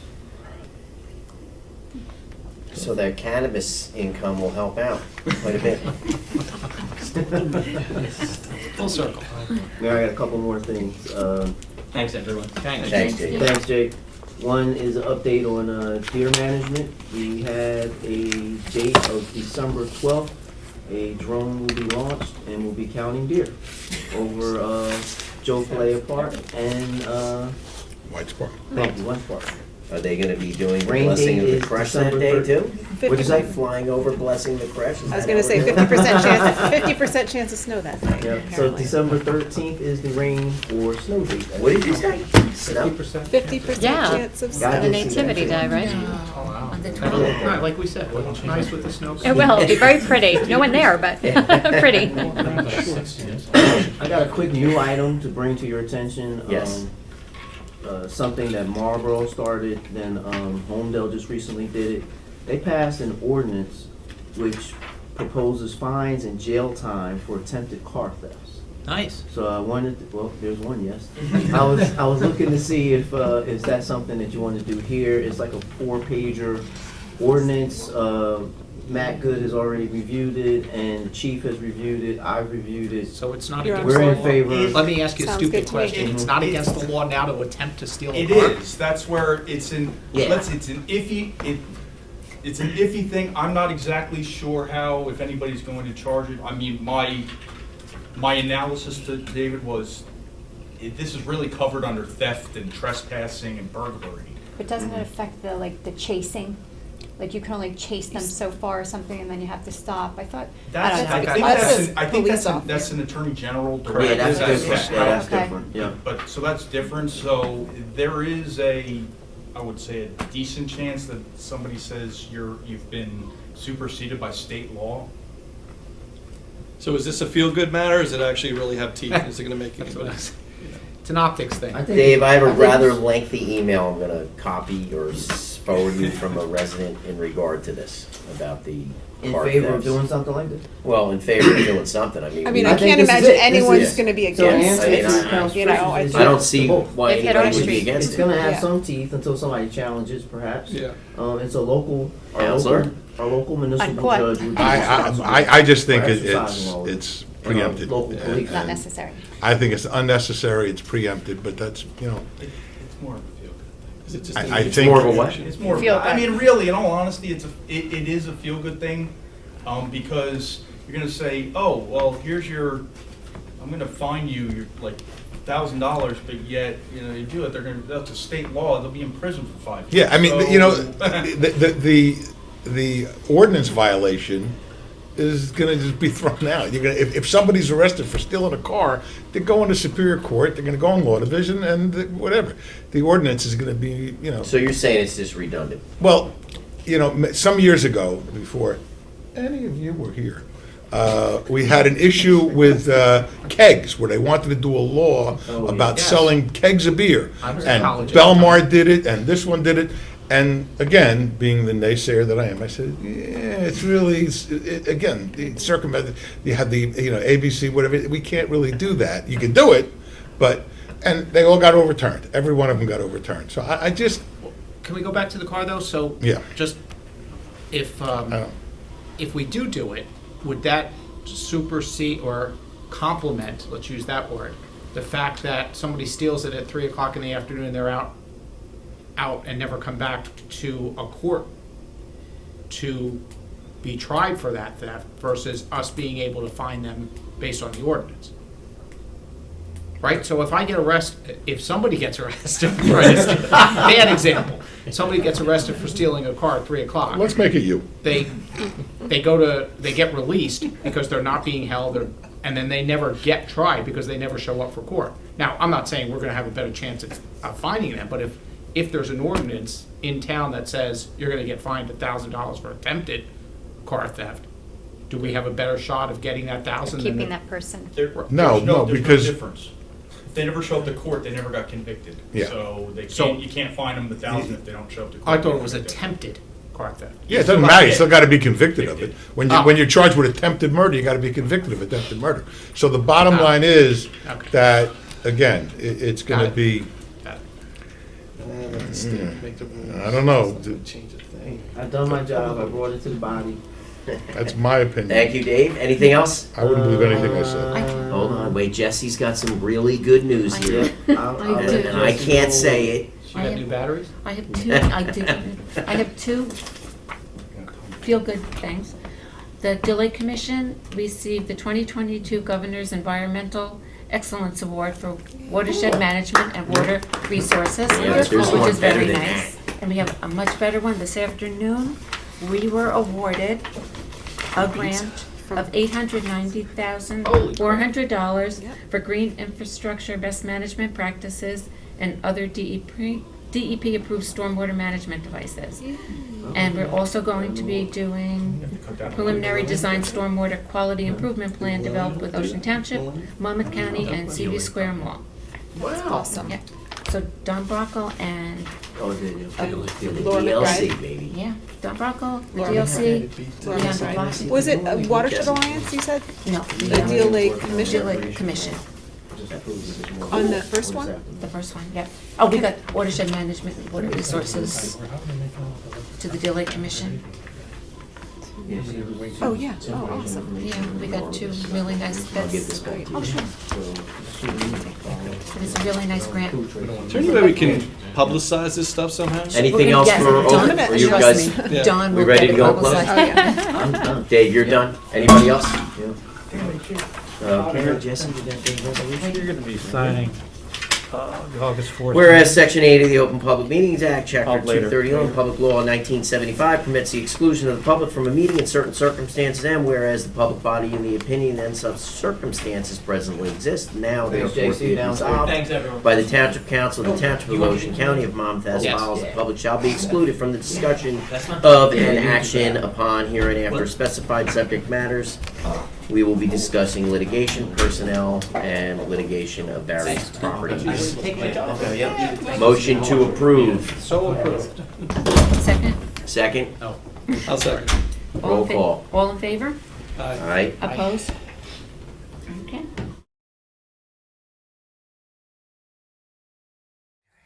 Jesse, roll call, please. Mayor Napolitani? Here. Council members Achara? Here. Donlin? Here. Fisher? Here. Terry? Here. Please stand for a pledge to the flag and then remain standing for a moment of silence. I pledge allegiance to the flag of the United States of America, to the republic which stands one nation under God, indivisible, with liberty and justice for all.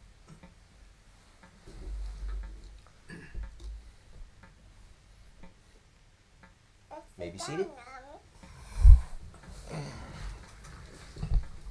The notice requirements for the Open Public Meetings Act have been satisfied, and a copy of the annual notice has been posted in the Asbury Park Press and the coaster posted in Town Hall in the office of the municipal clerk on December 9th, 2021. There are two emergency exits to my right, that'll take you to the front, one to my left, that'll take you to the rear of the building. Please make sure all cell phones are turned off this evening, and if you need to make a call, kindly walk outside and make the call. Before we have any council comments, we are going to come down from the dais because tonight we'd like to honor somebody who is near and dear to our hearts, who has served this community very well. We're going to honor Mayor Chris Siciliano. So if the council can join me down.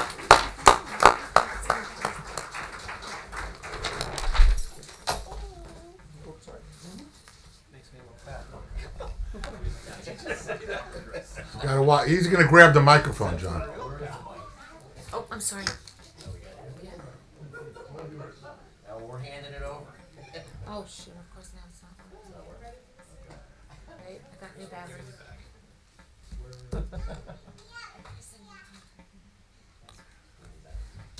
It was working before perfect. Right, I did. Knew Chris was coming in. I'm so sorry. Somebody have the timer? Oh, do we leave it?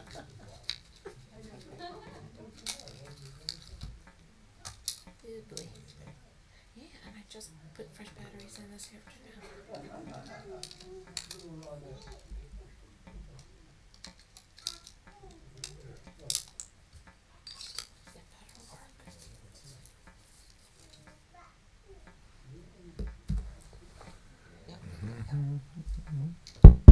All right, we're on.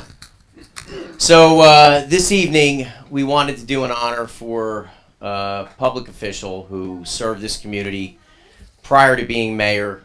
Chris obviously was a father and a really good one.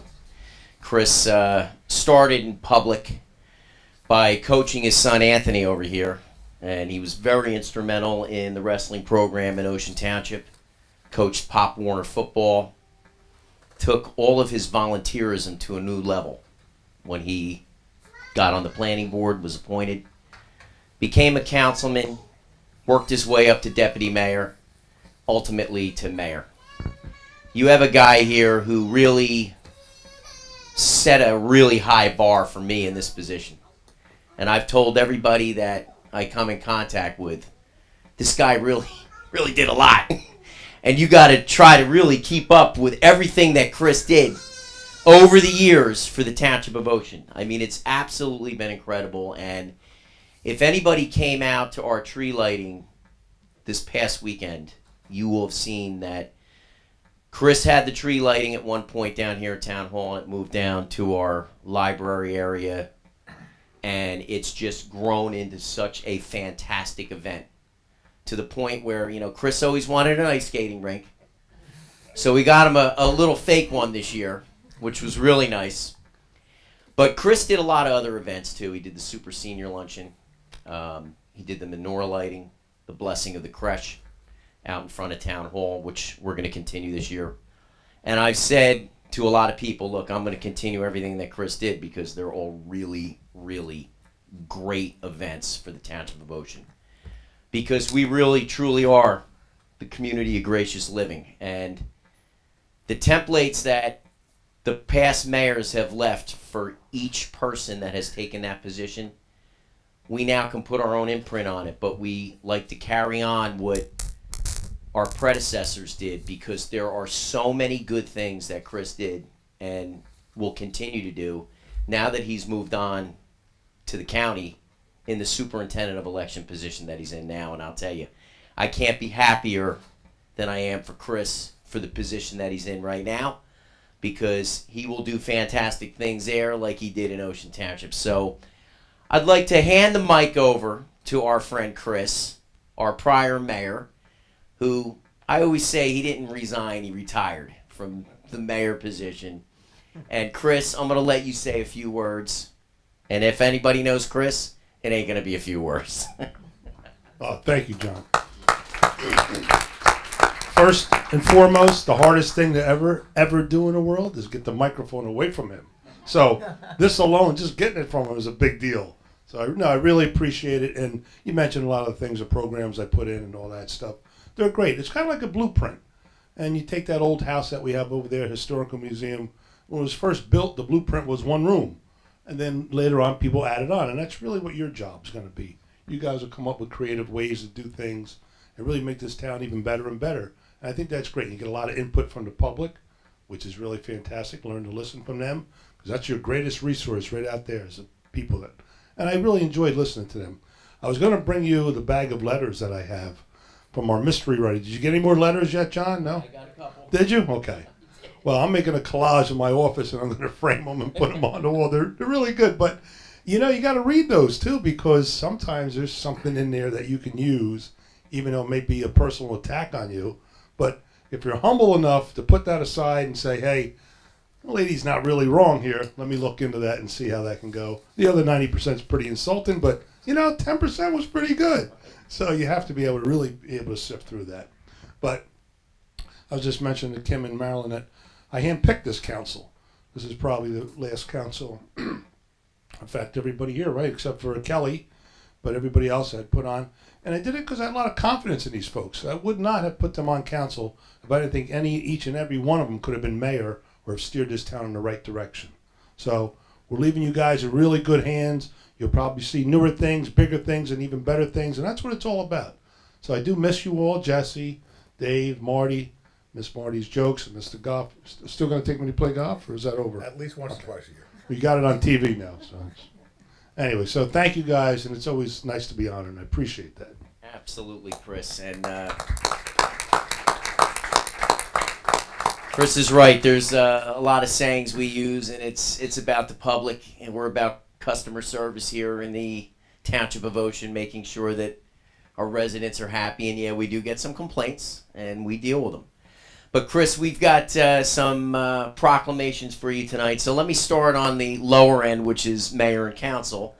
And since you left, we actually, instead of having paper form, I got you an actual plaque this time.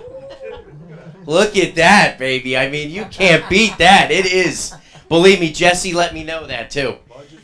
So, let me read this for you. Whereas Christopher Siciliano, his career in public service on July 1st, 2003, when he was elected to the Township Council of the Township of Ocean. Whereas Christopher P. Siciliano distinguished himself for his leadership skills from the time he first took office in July 2003 until January 1st, 2015, when he was selected by his fellow council members to serve the citizens of the Township of Ocean in the highest position afforded an elected official, that of the mayor of the Township of Ocean, community of gracious living. And whereas in his 7 years as mayor, Christopher P. Siciliano has balanced two budgets, to a flat tax rate with no increase, created numerous programs, and started many community events, which all added to the quality of life for the residents he was sworn to represent. And whereas this proclamation is presented to Christopher P. Siciliano to serve as a reminder that although he is retiring from the Township of Ocean as mayor, he will always be remembered as a dedicated to both his position as mayor and the residents of the Township of Ocean. So now, therefore, be it resolved that I, John P. Napolitani, Senior Mayor, along with the entire governing body of the Township of Ocean, hereby honor and thank Christopher P. Siciliano for his faithful and dedicated service, which he performed for the past 19 years, along with our best wishes for continued success and happiness in the future. Chris, congratulations and best wishes. Thank you. Absolutely.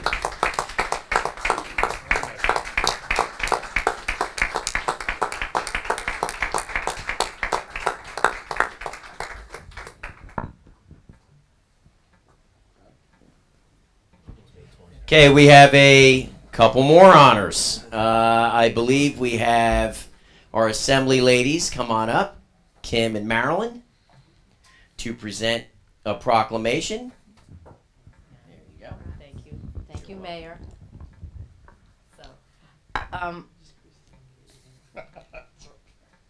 Mayor Napolitano did such a wonderful job describing all of your successes. It would kind of be a little redundant and almost seeming too staged to just try and read off the script. But what we can say is, as your newly elected assembly representatives, not even in a year, sworn in last January, the kindness, the generosity, and just the sincere welcome to our world, to our town, that you have all showed us, led by you as mayor, has been so appreciated, and we will always remember that. And Ocean Township is near and dear to us, and we will always work with the council, the mayor, and support you in all your endeavors. And it's not retiring, it's a constantly revolving and upward moving journey in life. So well done to you. Here is the Assembly Proclamation. We do not have a budget for plaques or frames. At Dollar Store, you can't get any frames anymore, so,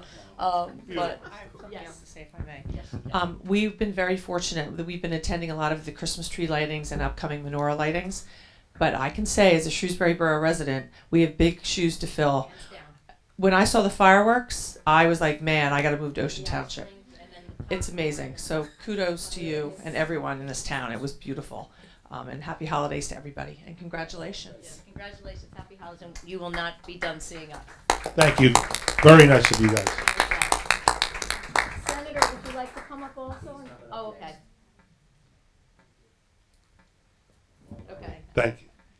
All right, thank you, ladies. We appreciate that. And of course, we have to bring up our very own Senator Vin Gopal.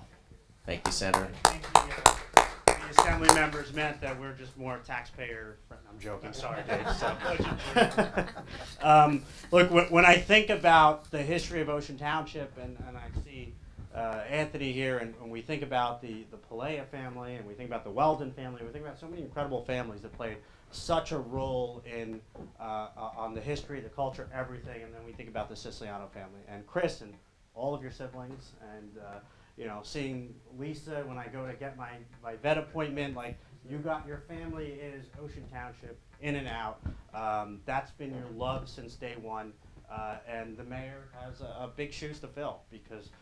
As the assembly members so eloquently said, you got incredible community events. It's incredible to always come to this town. It's incredible to see your Italian American Festival, all the events that you do year round to bring the residents of this town together. So congratulations to, and it is a big deal to be superintendent of elections, confirmed by the Senate, appointed by the governor, support of the county clerk.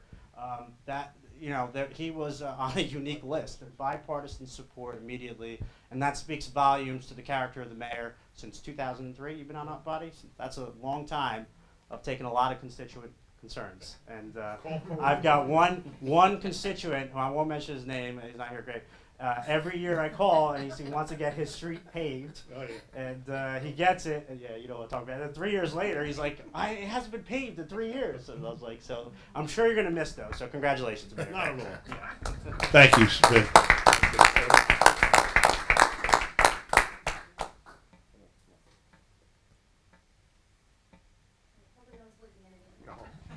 it's very nice, overwhelming really to hear these folks come up here and say nice things about me.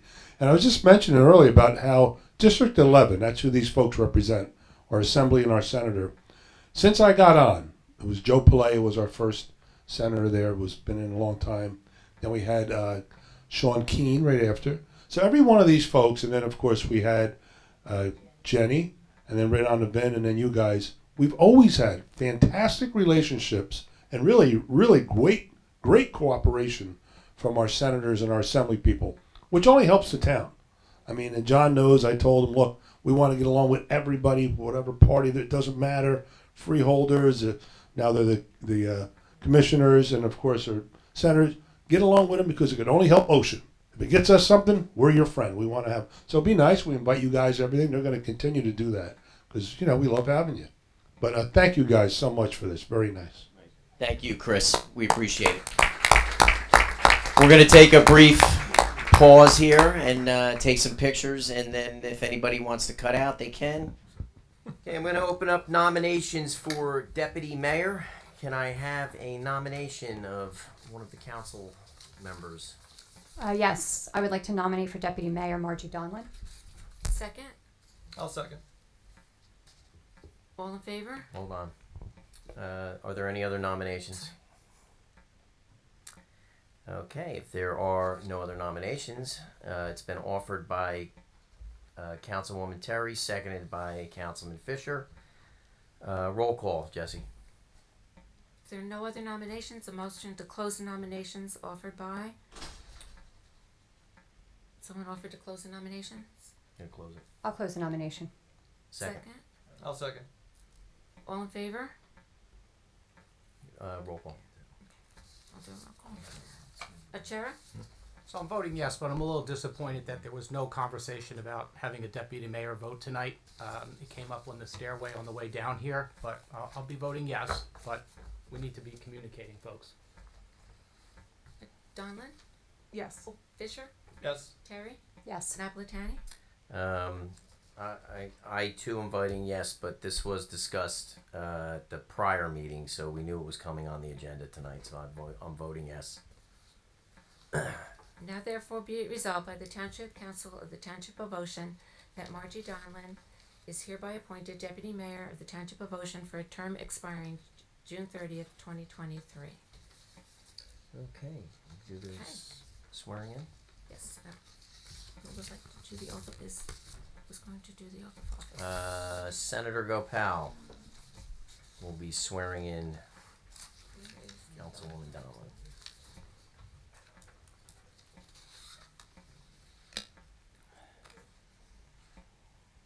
Do you go anywhere? Just the Bible.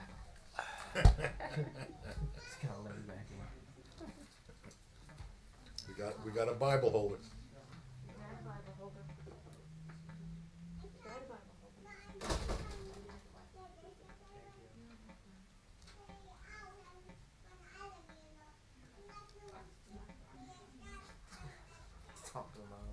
Can't argue with that.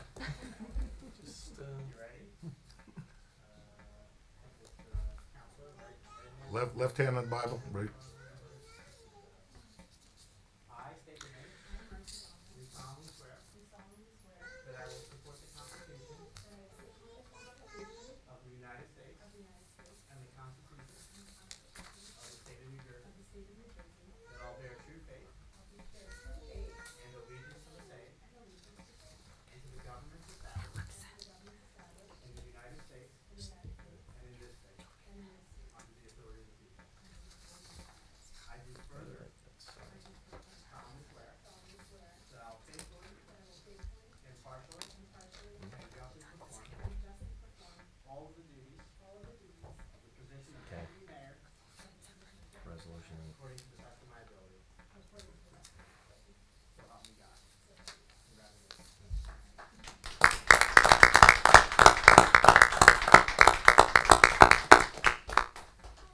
You have to sign.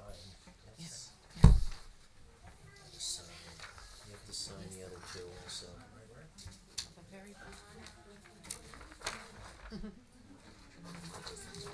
Last time you were here. The star of the meeting.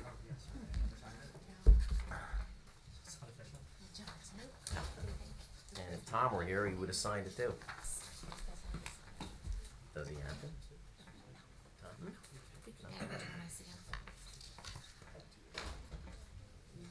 Okay, before we go into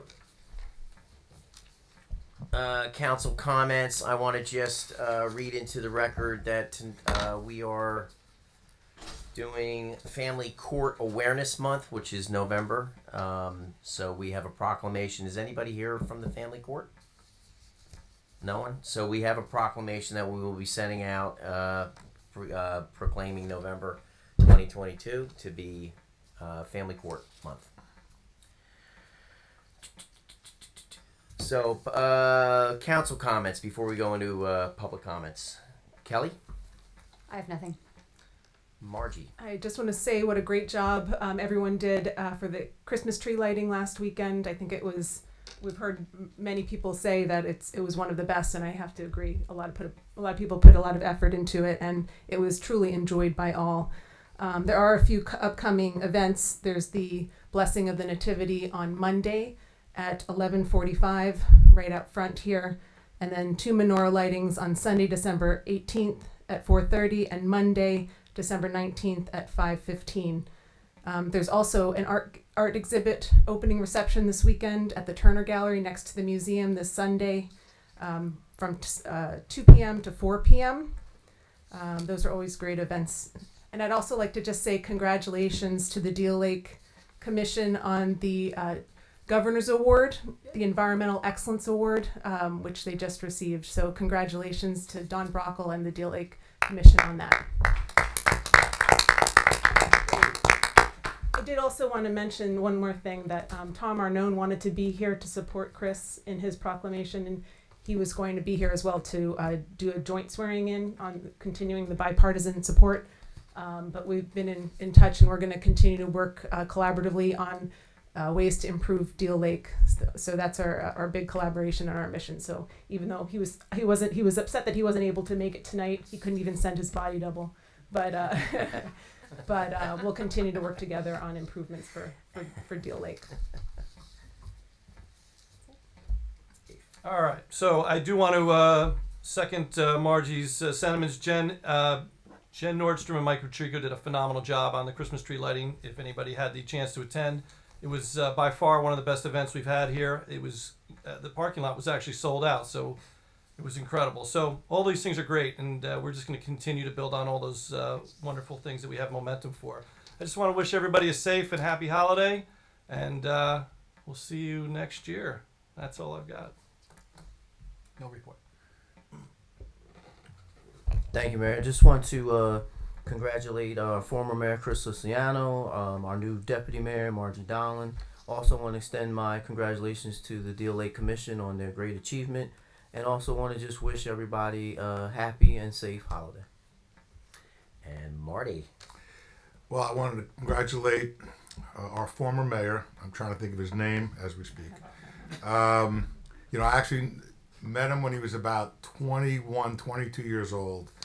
I knew his mother before I knew him. He was a planning board member for many years, and I was the planning board attorney.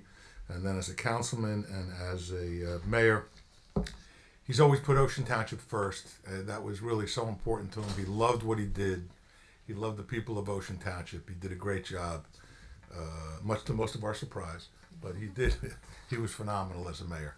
And congratulations to him and to Margie and to John, because I wasn't here when you got sworn in as mayor, so congratulations to you as well. And happy Merry Christmas, Happy Hanukkah, and Happy New Year. Thank you, Marty. I will definitely echo the sentiments that Marge and Dave said in regard to the tree lighting this past weekend. It was absolutely phenomenal. Jen and Mike planning this entire event out from one end to the other. But obviously all of that can't be done without the help of our police department, who made sure that all the parking was done correctly and properly and orderly. And of course our public works department that were out there to set up everything for Jen and Mike. They truly, all of them are to be commended. It was an absolutely fantastic event. And I want to thank Jack Serpico, from Serpico Fireworks for sending over a nice display for us that evening. It was really a great night. Really big thanks. Really big congratulations to Don Brockle, who's back here. I was lucky enough to serve on the Deal 8 Commission way before Don was on there. I served 8 years, and it was truly a struggle all the time to get money for the Deal 8 Commission. It was just a uphill battle. We did so much for the lake with so little funds, but Don really took it to a whole other level. And the information we received tonight, not just the award, but the fact that Don chased down the state and got a sizable donation, which I think, not donation, a grant. Yeah. So Don will be up here to give you the figure on that, but later on when we open up public comments. But Don has done a tremendous job with the Deal 8 Commission and what he's accomplished over the years for that lake and trying to keep that lake alive, because when I served on it back in the 90s and early 2000s, it was a lake that needed a lot of work, and we had some really great commissioners on there back then. Just a fantastic team, and you have all of the towns that surround Deal Lake involved on the Deal 8 Commission, and it's really a major asset to this entire area. So Don, thank you for all your work that you put in and all the time, all the people you chase for money for that lake. It's truly appreciated. And one other thing, I did speak to Commissioner Ross LaCitra a couple of weeks ago. There's been some discussion in regard to a dog park in the Township of Ocean. It looks like he is committing to having that at Louise Wells Park, which is part of the county park system, but it's in Ocean Township. So it seems like Commissioner LaCitra's committed to that. So it looks like Ocean Township will be getting our dog park. So I got to thank the commissioners for that. Now let me go into the purpose of the public portion is to solely ask questions to understand resolutions that appear on this agenda and is not an occasion for a public hearing on an ordinance. All questions not related to an item on this agenda should be asked during the public comments portion at the conclusion of the meeting. Are there any questions in regard to the agenda? Seeing here none, we have the consent agenda. Can I have someone please offer the consent agenda? I'll offer the consent agenda. Second? I'll second. Achara? Yes. Donlin? Yes. Fisher? Yes. Terry? Yes. Napolitani? Yes. Individual action, vouchers in the amount of $9,381,263.62. Someone please offer. I'll offer. Second. I'll second. Achara? Yes. Donlin? Yes. Fisher? Yes. Terry? Yes. Napolitani? Yes. Resolution 22-222, authorizing the assignment of municipal tax sale certificates. Someone please offer. I'll offer. Second. I'll second. Achara? Yes. Donlin? Yes. Fisher? Yes. Terry? Yes. Napolitani? Yes. Resolution 22-223, authorizing the refund of homestead rebate credit for the following. Wait a minute, we don't have the following. I got cut off. It got cut. No, it's on there, John. Gosh. Where is it? Nope. No, No. it's not. I don't have it. Ooh, You have it on yours? no, I don't know where. Yeah, block 38, lot I have the. 92. But you have Yeah. It's right up top. Where? Block 38, right there. I have it on my, let me see that. Didn't print out on mine. It's 223. Oh, block 38, lot 92, 111 Bound Road, Blake Gardens LLC. Someone please offer. I'll offer. Second. I'll second. No, that's not it. Yeah. No, it's block 150.07, lot Yep. 53. 8 Boxwood Drive. 8 Boxwood Drive, 85838. Someone please offer. Mine. I'll still offer. Second, I'll second. Achara? Yes. Donlin? Yes. Fisher? Yes. Terry? Yes. Napolitani? Yes.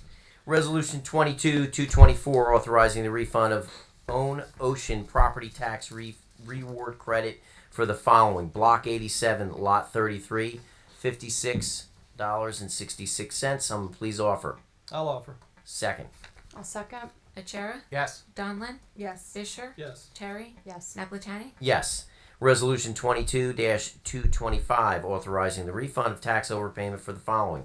Block 25.06, Lot 5, in the amount of $527.46. Block 77, Lot 6, in the amount of $1,897.09.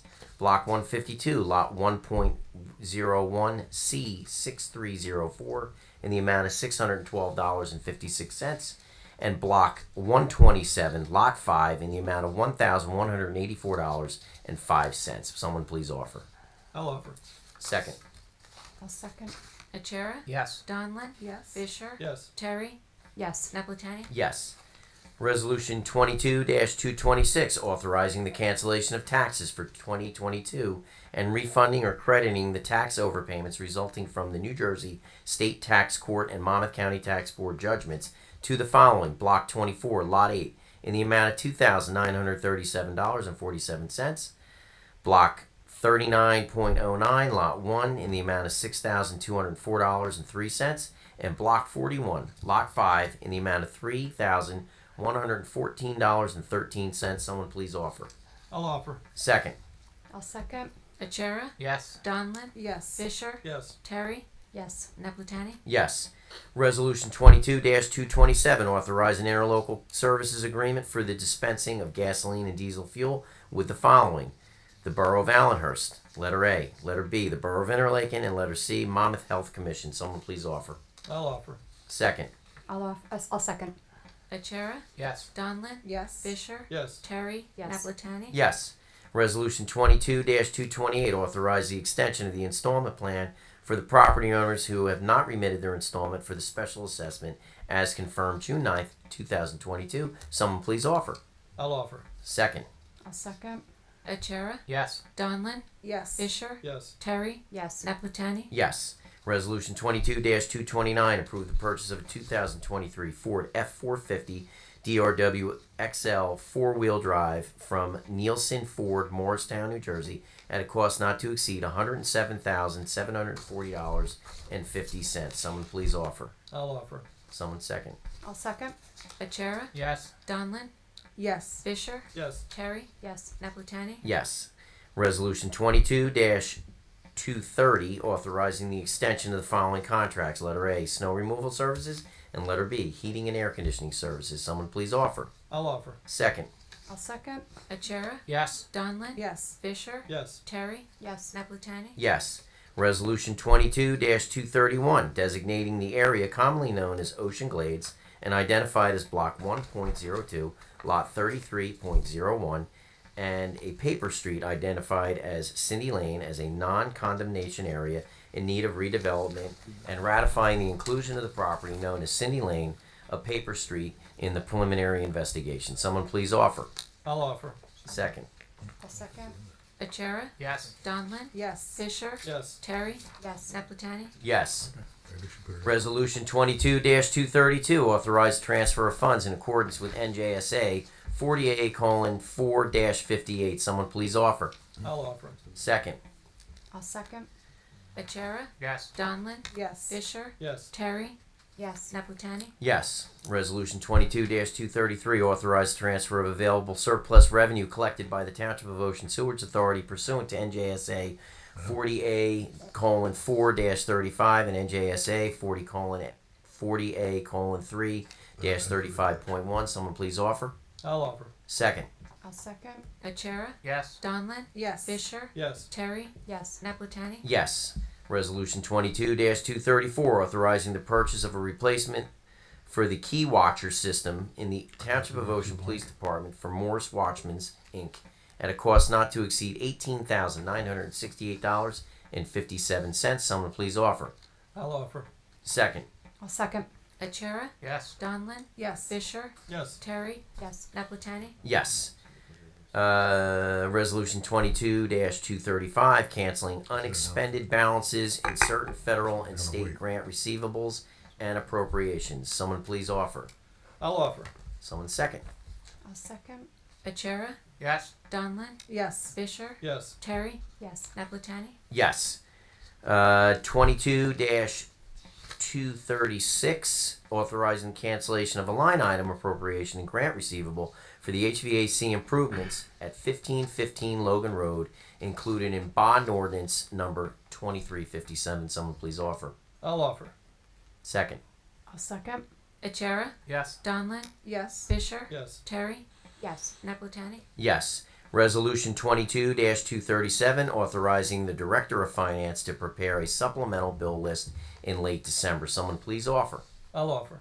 Second. I'll second. Achara? Yes. Donlin? Yes. Fisher? Yes. Terry? Yes. Naplatani? Yes. Resolution 22-238, amending Resolution 22-211, confirming curbing, sidewalk, and apron assessments as confirmed by ordinance number 2356. Someone please offer. I'll offer. Second. I'll second. Achara? Yes. Donlin? Yes. Fisher? Yes. Terry? Yes. Naplatani? Yes. And Resolution 22-231, endorsing application of community investment strategies for DCA funding from New Jersey Department of Community Affairs, Housing Mortgage Finance Company, HMFA, funding for housing at the Honora property, block 1.22, lots 33 and 34. Someone please offer. I'll offer. Second. I will second. Achara? Yes. Donlin? Yes. Fisher? Yes. Terry? Yes. Naplatani? Yes. And whereas the Township of Ocean is a member of the Mid-Jersey Municipal Joint Insurance Fund, and whereas said renewable membership terminates as of January 1st, 2023, unless earlier renewed by agreement between the municipality and the fund. Whereas the municipality desires to renew said membership, now therefore be it resolved as follows. 1. The Township of Ocean agrees to renew its membership in the Mid-Jersey Municipal Joint Insurance Fund for a period of 3 years beginning January 1st, 2023 and ending December 31st, 2025, and to be subject to the bylaws, rules, and regulations, coverages, and operating procedures thereof as presently existing or as modified from time to time, the lawful act of fund. And number 2, the mayor and clerk, administrator, manager shall be and hereby are authorized to execute the agreement to renew membership annexed hereto and made a part hereof, and to deliver the same to the Mid-Jersey Joint Insurance Fund, evidencing the municipality's intention to renew its membership. Do I have a motion to approve? I'll make a motion to approve. Second. I will second. Achara? Yes. Donlin? Yes. Fisher? Yes. Terry? Yes. Naplatani? Yes. Ordinance 20. Okay. And ordinance 22-221. We already passed it, but we need to add the municipal court judge, which we are naming Lisa Krankel to that position. Do we do a roll call on that? We're going to do a roll call vote on that, or someone please offer Lisa as the municipal court judge. I'll offer. And second, I'll second. roll call. Achara? Yes. Donlin? Yes. Fisher? Yes. Terry? Yes. Naplatani? Yes. Okay. Ordinances for adoption. We have ordinance 2403. Jesse, can you read it? Sure. Ordinance 2403, an ordinance providing for the right-of-way vacation associated with North Ditmar Drive in the Township of Ocean, County of Monmouth, State of New Jersey. Hey, someone please open discussion on ordinance 2403. I'd like to open the public discussion on ordinance 2403. Second. Second. Achara? Yes. Donlin? Yes. Fisher? Yes. Terry? Yes. Naplatani? Yes. Anyone wanting to be heard on ordinance 2403, please come to the microphone, state your name and address for the record. Hi y'all, Ed DeFilia, 1020 Braemere Ave. I just have a question about this one. The vacation on the right-of-way. Is the town looking to release all ownership to that property? And the reason I ask is because currently, Lollipop Pond, which North Ditmar goes along, you can walk around the entire pond on town property. Some of it's on the road, some of it's nice walking trails, some of it's less than nice walking trails, but it's possible to go the whole thing. I'm just curious, in reading the ordinance it wasn't clear. It looks like you're vacating the tag of it being a road, but I want to know if the town is looking to divest itself of the property in its entirety or just the tag of it being a road. I'm gonna defer that one over to David. Thanks, Mayor. So, to answer your question, looking at the description of right-of-way, I can't really tell without talking to our township engineer to get to that exact point, because normally by procedure of law, the property would go to that adjacent property owner. So I would have to have a conversation with the township engineer to answer your question to be exact. But I don't think we would do that without putting some sort of easement restriction in there or something to provide so that we could still walk around. Okay. So, but duly noted. Thank you. All right, thank you. That's it.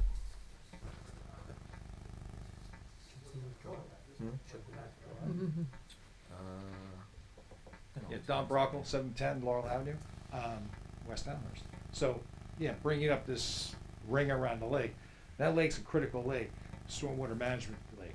We really need to maintain the shoreline township property if we could do it. You don't need much, right? 20, I don't know how much feet we have from the lake shore to the property owner. You know that, Steve? No, because the only thing I have in front of me, Don, is the description of right-of-way vacation, which is just the can't think of the proper name of it now. It gives you the points of where it is, but without the map, I can't tell you. But it's a width of the street, basically, right? Yeah.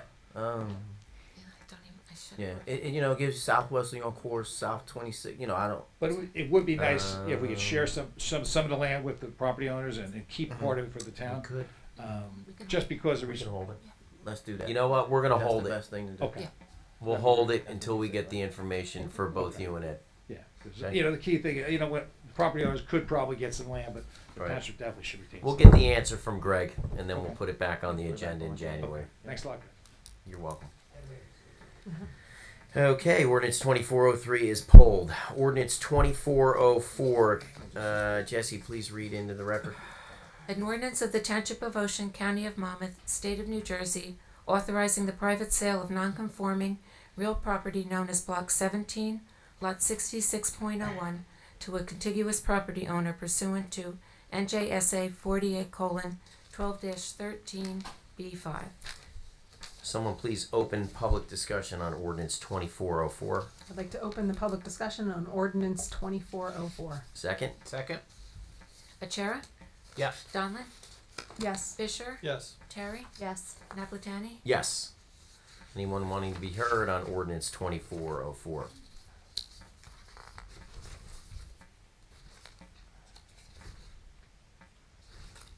Hello. Hi. Congratulations, thank you. Councilwoman Donlin. I'm always glad to see a woman getting raised up. Thank you. I did not read the resolution, so I'm not sure if this question was answered in that. Has this been sold? No. Okay, it's just being offered. Right. To all the contiguous property owners. Do we know how much the starting asking price is? The minimum price is if I may, Mayor, the minimum price is 103,800. Thank you very much. And your name? Name? Give your name. My name, And Tricia address. Donovan, 161 Delaware Avenue. Just need it for the record on there. Thank you. Anyone else wanting to be heard on ordinance 2404? Seeing here none, do I have a motion to close public discussion on ordinance 2404? I'd like to make a motion to close the public discussion on ordinance 2404. Second? Second. Achara? Yes. Donlin? Yes. Fisher? Yes. Terry? Yes. Naplatani? Yes. Action on ordinance 2404. I'd like to move to adopt ordinance 2404 and publish according to law. Second? Second. Achara? Yes. Donlin? Yes. Fisher? Yes. Terry? Yes. Naplatani? Yes. Motion passes. Ordinance 2405. Jesse, please read into the record. An ordinance amending and supplementing Chapter 16 of the Revised General Ordinances of the Township of Ocean, 1965, entitled Parks and Recreation. Someone open discussion on ordinance 2405. I'd like to make a motion to open the public discussion on ordinance 2405. Second? Second. Achara? Yes. Donlin? Yes. Fisher? Yes. Terry? Yes. Naplatani? Yes.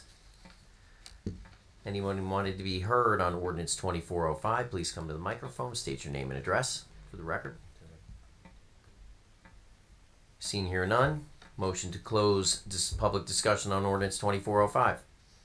I'd like to make a motion to close the public discussion on ordinance 2405. Someone please second. Second? Achara? Yes. Donlin? Yes. Fisher? Yes. Terry? Yes. Naplatani? Yes. Action on ordinance 2405. I'd like to make a motion to pass ordinance 2405 and publish according to law. Second. Second? Achara? Yes. Donlin? Yes. Fisher? Yes. Terry? Yes. Naplatani? Yes. And introduction for ordinances, we have ordinance 2406, which is an ordinance amending chapter 3 of the revised general ordinances of the Township of Ocean, 1965, entitled General Police Regulations. That will be read at the next meeting. Public hearing. Public hearing at the next meeting. John. Yes. Motion to introduce ordinance 2406. I'd like to make a motion to introduce ordinance 2406. Second. Second? Achara? Yes. Donlin? Yes. Fisher? Yes. Terry? Yes. Naplatani? Yes. And ordinance 2407, an ordinance amending and supplementing chapter 21 of the Comprehensive Land Development Ordinance of the Township of Ocean. Someone please introduce ordinance 2407. I'd like to introduce ordinance 2407. And second. Second? Achara? Yes. Donlin? Yes. Fisher? Yes. Terry? Yes. Naplatani? Yes.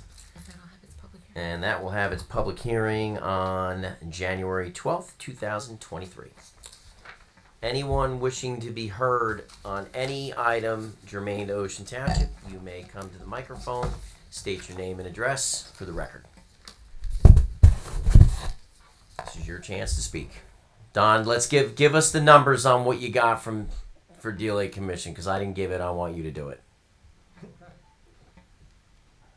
Don Brockman, 710 Laurel Avenue, West Elmhurst. Right. DLA Commission is going to receive $890,000 for specific improvements to Seaview Mall. So we teamed up with Ocean Township, DLA Watershed Alliance, Monmouth County, and the owners of Seaview Mall. So we got it together relatively quick and submitted the package. Don, how long did that take you to put that together? Oh, it was like 3 weeks. What? It was quick. Oh yeah, it was quick. It was a lot of late nights, and our clerk for Ocean Township our DLA Commission did a wonderful job. Gee, who's the clerk? A lady named Jessie. Our Ocean Township clerk. Like I We did said, great Don, job. you are doing a fantastic job with the commission. Great staff. Peter Debakian, his team, and I was going to hold your appointment until I heard that. see, there you go. But I did email the mayor and told him that, so that was good. No, it was just as actually I was preparing a presentation for our award, and you have to be on. You get an award right now. You have to do a 2.5-minute video presentation. So we're trying to figure this one out. But we're putting it together, and all of a sudden an email pops up from the governor's office, and it was our award. So wow, yeah, it was a bright day, bright light in the day. So yeah, good week for DLA. Other than last week where we had a floating John in the lake by Asbury Park, Portage, floating down the lake. So we got that out of there. But I'm here on my taxes. So as probably you've heard, right, West Elmhurst got pounded like many other sections of the town, and I went up a lot. I went well over 145% in the last 2 years. So taxes went up 50% last year, and I'm sure all my neighbors did about the same. So I'm just wondering, is there any way you guys, I'm not saying lower, but the impact to a community, I'm not saying it should be shared by the rest of the town, but we are a town, a community of gracious living. So gracious living in West Elmhurst is becoming strained, to say the least. And we know our values are going up, but it's almost like the Lock Harbor situation, right? Where the properties went up a lot, and how do we handle that? So, you guys you're smart people, and I'm just asking you to rethink some of the way we do the taxes. I think I saw Millwood Farms. I was talking to Jake a minute ago. Millwood Farms I thought was in West Elmhurst, but he said it's not rated. But the values went up along the lake. The lakefront properties were millions of dollars, and that also inflicts pain and suffering on myself. And I got a nice house, and it definitely is going to go up, but looking at the Zillow numbers, my Zillow number went down substantially this year versus last year. Basically, it went back. The taxes I was issued last year is the tax on, or the value that Zillow shows now, which is fine. But add a couple $100,000 on that, that's gonna be painful, I believe.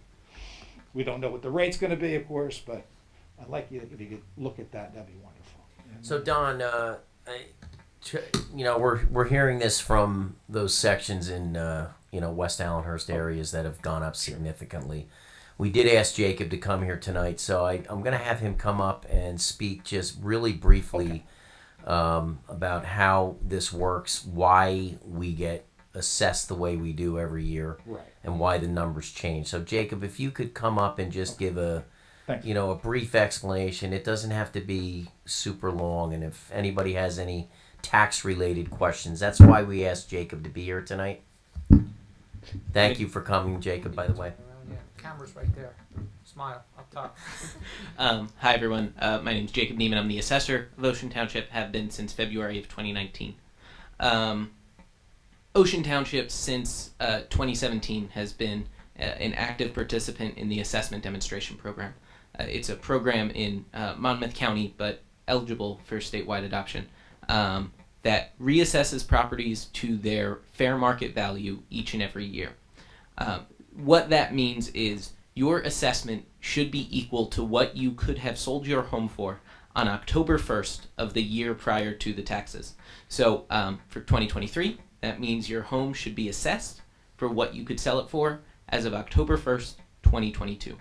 This is different than the rest of the state of New Jersey on a formal basis, but in practice, 1/5 of the communities in the state do reassess properties annually.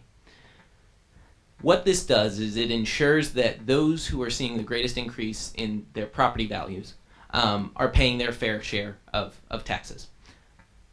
In the rest of the state, they irregularly, sometimes very irregularly, for example, Union County is notorious for not having had a lot of communities change their property values since the 70s. Other parts, Ocean County, for example, are pretty good about keeping it at an every roughly 10-year cycle. But anytime you do a change in values and let it sit there, those values skew further and further from the actual market. And so individuals whose homes are not appreciating, for whatever reason, are paying more than their fair share. And individuals whose homes are appreciating are getting a bargain because they're not paying their fair share. The program has been, in my opinion, very successful. From 2017 on, we've seen appeals drop by about 60%. Last year, we only had 99 individuals file a tax appeal compared to 267 in 2017. And a handful of those 99 appeals were myself correcting errors or making changes. The program also, because the way the tax list is submitted, prevents the municipality from having to borrow money to adjust for appeal losses in many circumstances. County Board Appeals are heard before the tax rate is struck, so these folks already can account for that when they make their budgets. Many people have questions about this as it relates to the 2% tax cap. A lot of folks come in and they say, I thought the cap was 2%. Forgive me if I get some details wrong, but that applies to the tax levy of the municipality as a whole. So the municipality cannot collect more in revenue, same for the schools in the county, greater than 2% of what the year prior is. Individual properties are not impacted by that. Your tax assessment or tax bill can change by any amount, and that is not something Ocean Township can control. That is something only the state legislature and the state constitution can control. Ocean Township has had a very robust real estate market, pretty much uniformly. Some places have been more robust than others. I understand that. I keep that in mind constantly, right? A home is property, but it's also a home. And whether it's gone up in value or not, most of the time you're not trying to leave that home or sell that home or account for that value. Municipalities are in a position where the property tax has been their sole revenue source for the most part since forever, since New Jersey has been founded. And so until there are changes that allow for alternative revenue streams, Annual reassessments that account for the changes in the market are, in my opinion, the best way to ensure that taxes are distributed fairly and equitably. Overall, Ocean Township saw about a 19% increase in the total value in town over the last year. What that means is that, on average, properties went up 19%. Some individuals, such as Mr. Brockle, saw much bigger changes. Other individuals saw smaller ones. It also means that the amount of revenue collected can go up, can stay the same with a lower tax rate, and so that'll account for some of the difference in the assessments.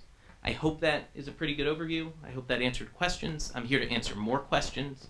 My door is always open at the office. I think everyone will say I'm pretty friendly most of the time. And yeah, thank you. Thank you, Jacob. Does anybody have any questions as it relates to the taxes? Come on up to the mic.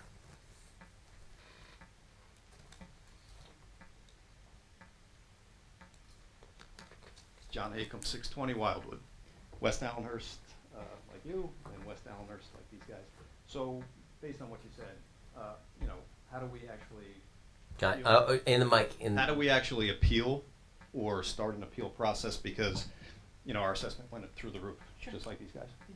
Jacob, basically give me like the percentage as to, you know, what would be viable in doing an appeal.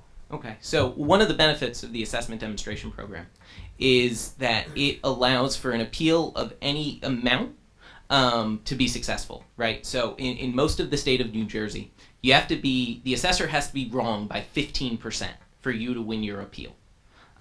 In Monmouth County, if you are $1 off, your assessment will be changed at your appeal. Appeals may be filed to the Monmouth County Board of Taxation until January 17th at 5 p.m. I'm going to suggest you get it in sooner than that, because if you don't hit that 5 p.m., you'll be kicking yourself. If you were assessed for over $1 million, you can appeal directly to state tax court. To do that, you have to appeal by April 1st of 2023. I always encourage folks to appeal to the County Board of Taxation. You can appeal. It's a very straightforward process that does not require an attorney. It requires that you provide evidence in the form of comparable sales showing that your home is not worth what it's been assessed for. And we have a book of sales that's available at Town Hall for anyone to review, and we'll help you find your neighborhood so you can find sales that are comparable. And you have the option to do a summary judgment, which just is you submit your evidence and leave it there, and the board makes a decision, or you can do a virtual hearing, so you can appear virtually via web conferencing, or you can come in person. Any of those provide a venue for you to make your case to the board that your assessment is not in line with the fair market value. And they're very friendly there. It's a user-friendly experience, and you know, we're always happy to guide you through it. Jay, can you just tell them where to get the link is on our website? Yeah, you can find the link on the assessors page, oceantwp.org/assessor, and it's right at the bottom there. Just keep scrolling down, and yeah. Just a quick point of clarification, because you mentioned if your house is evaluated above 1.1 million, you appeal to the state level, or do you appeal to Monmouth first and then state? Or So how does that work? If you're under $1 million, you have to appeal to the county board.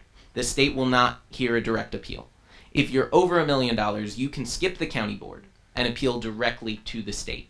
I see no benefit to going straight to the state level. Your appeal will take longer to be decided.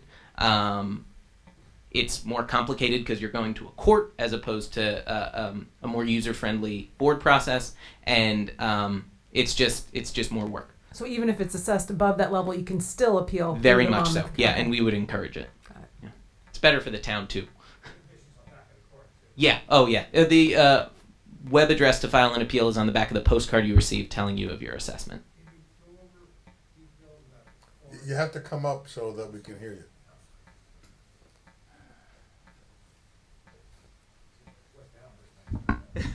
Don Rocco again. The card, the information card for your house. Yeah, if you give me I don't have it yet, but I mean, it's available for folks, yeah. right? You can go into your office Correct. and then get the information on what the assessor looked at. Oh, I see what you're saying. You know what I mean? Because you need that. Yeah. A component of your assessment is the property record card. It's just the information the town has on your home. It's a rough sketch of it. Those are available for your review online, also available on our assessor's page in a format there. So that's available for review. You can take a look at it. If you have questions about it, you can obviously call. My one note is that it accounts for half bathrooms in a weird way that's going to make you think we're counting 2 bathrooms when you only have 1.5. Just look for the number of fixtures, and that'll tell you whether it's a half bath or not. Any other questions? Dave, come on up. We get your questions answered, sir? You good? I think so. I'm sorry. I didn't- Yeah, I'll follow the appeal process and I make a call. Hey, I'm Dave Dorfman, and I sell rental properties in town. One of the biggest issues is what's going to happen. For some people, they're happy to see lose tenants, but when the taxes go up, I can't transfer those increases to tenants. Some of them are in vouchers; they don't get the increases. And again, I've been doing it for years, 35 years. I'm a licensed real estate agent, broker, instructor, and it's a big thing with affordable housing. You're going to lose people that are in town now that have been here, my tenants, 8, 10, 15 years. I have crazy prices on my house, but I think I own probably the smallest house in Ocean Township on 415 West Lincoln. Right, the taxes went, the assessment went to 488. And I know from trying to sell the highest offers, I think we appealed it a couple of years ago. I lost. It keeps on going up, which is fine. I tell everybody it's good. If you want to retire and pack up and go. But for tenants as a landlord, they're going to be out. I'm going to sell and they're going to be gone. So either have to go into apartments or you need more affordable housing. And without it, and that's why something has to give and take. Either voucher programs have an increase from Monmouth County. I have one from Long Branch. They're not, I'm supporting them. Again, I'm not complaining, but for their sake, they're going to be gone because they can't afford daily, the daily rent or and all the other bills. That's just my thoughts, but it's not your fault or anybody's fault. It's just what's going to happen in the long run. Thanks. Thank you, Dave. Thank you. Anyone else? Yeah, I do have another question. Yeah, go ahead, John. On property taxes, the new construction on 35 and Deal Road, is there an estimate as to what the revenue is going to be for the town? And is there any plan for property tax relief based on the income for? So I mean, we're at least a year off from receiving any of that. Yeah. Sizable money. I mean, you're looking at 70 townhomes going in, starting at 800, right, and going higher than that. So I mean, right off the bat, you're looking at 56 million in rateables there, minimum. Right. Plus whatever the front end is, an estimate on it. Jacob would be the assessor on that, so he would probably better tell you what roughly the numbers are, but he doesn't even know. Well, I guess then the second part is if it's a nice chunk of money, is there any plan for property tax relief? Can that be done? Well, I mean, I think because we are paying our fair share. Well, my property taxes are going to be $15,000, and I have a 3-bedroom, 1.5 bath house, so I feel like I'm paying more than enough money. We've had an 80% increase in 2 years. So what we strive for is stabilization of the tax rate. I mean, really, it's you have contracts, you have police contracts, you have road department, you have upgrades, there's so many expenses that the township comes into, and there's increases. I mean, it's our goal all the time is to stabilize the tax rate. It's really what we want to do, and that's why we do look for new and innovative ways to try to come up with more tax rates. Mm-hmm. That up there, that's gonna come online. We've got Toll Brothers, that's coming online. Yeah. That's up on Wayside. So any of these new developments that are coming in, and they help stabilize the rate. Right. So you think a year out from now you might have better. Normally, Jacob, once this is up, I mean, we're not looking at anything from this till 2024, maybe. So the way stuff gets on the tax rolls is it becomes taxable once it's substantially completed for its intended use. So that's not always the CO date, but it's usually close to that. So once it is substantially completed for its intended use. Depending on what time of year that is, it'll either go on the added assessment list or it'll go on the traditional tax list. If it goes on the added assessment list, that means the revenue starts coming in November. If it goes on the traditional tax list, it's a regular tax billing cycle like anything else. So basically, you're looking at, from the point at which it's finished, a number of months before it gets on the rolls. Any other questions as it relates to your taxes? Okay, any other questions germane to Ocean Township? Seeing here none, do I have a motion to adjourn? Mayor, just real quick, Mayor, I just want to thank Jake for coming, and as a township manager and a former county tax board commissioner, he was very eloquent and laid it out very well, and I think it was plain and clear for everybody to understand. So thanks, Jake, for coming. Thank you. Motion to adjourn. I'll make a motion to adjourn. Second. Second. Achara? Yes. Donlin? Yes. Fisher? Yes. Terry? Yes. Naplatani? Yes.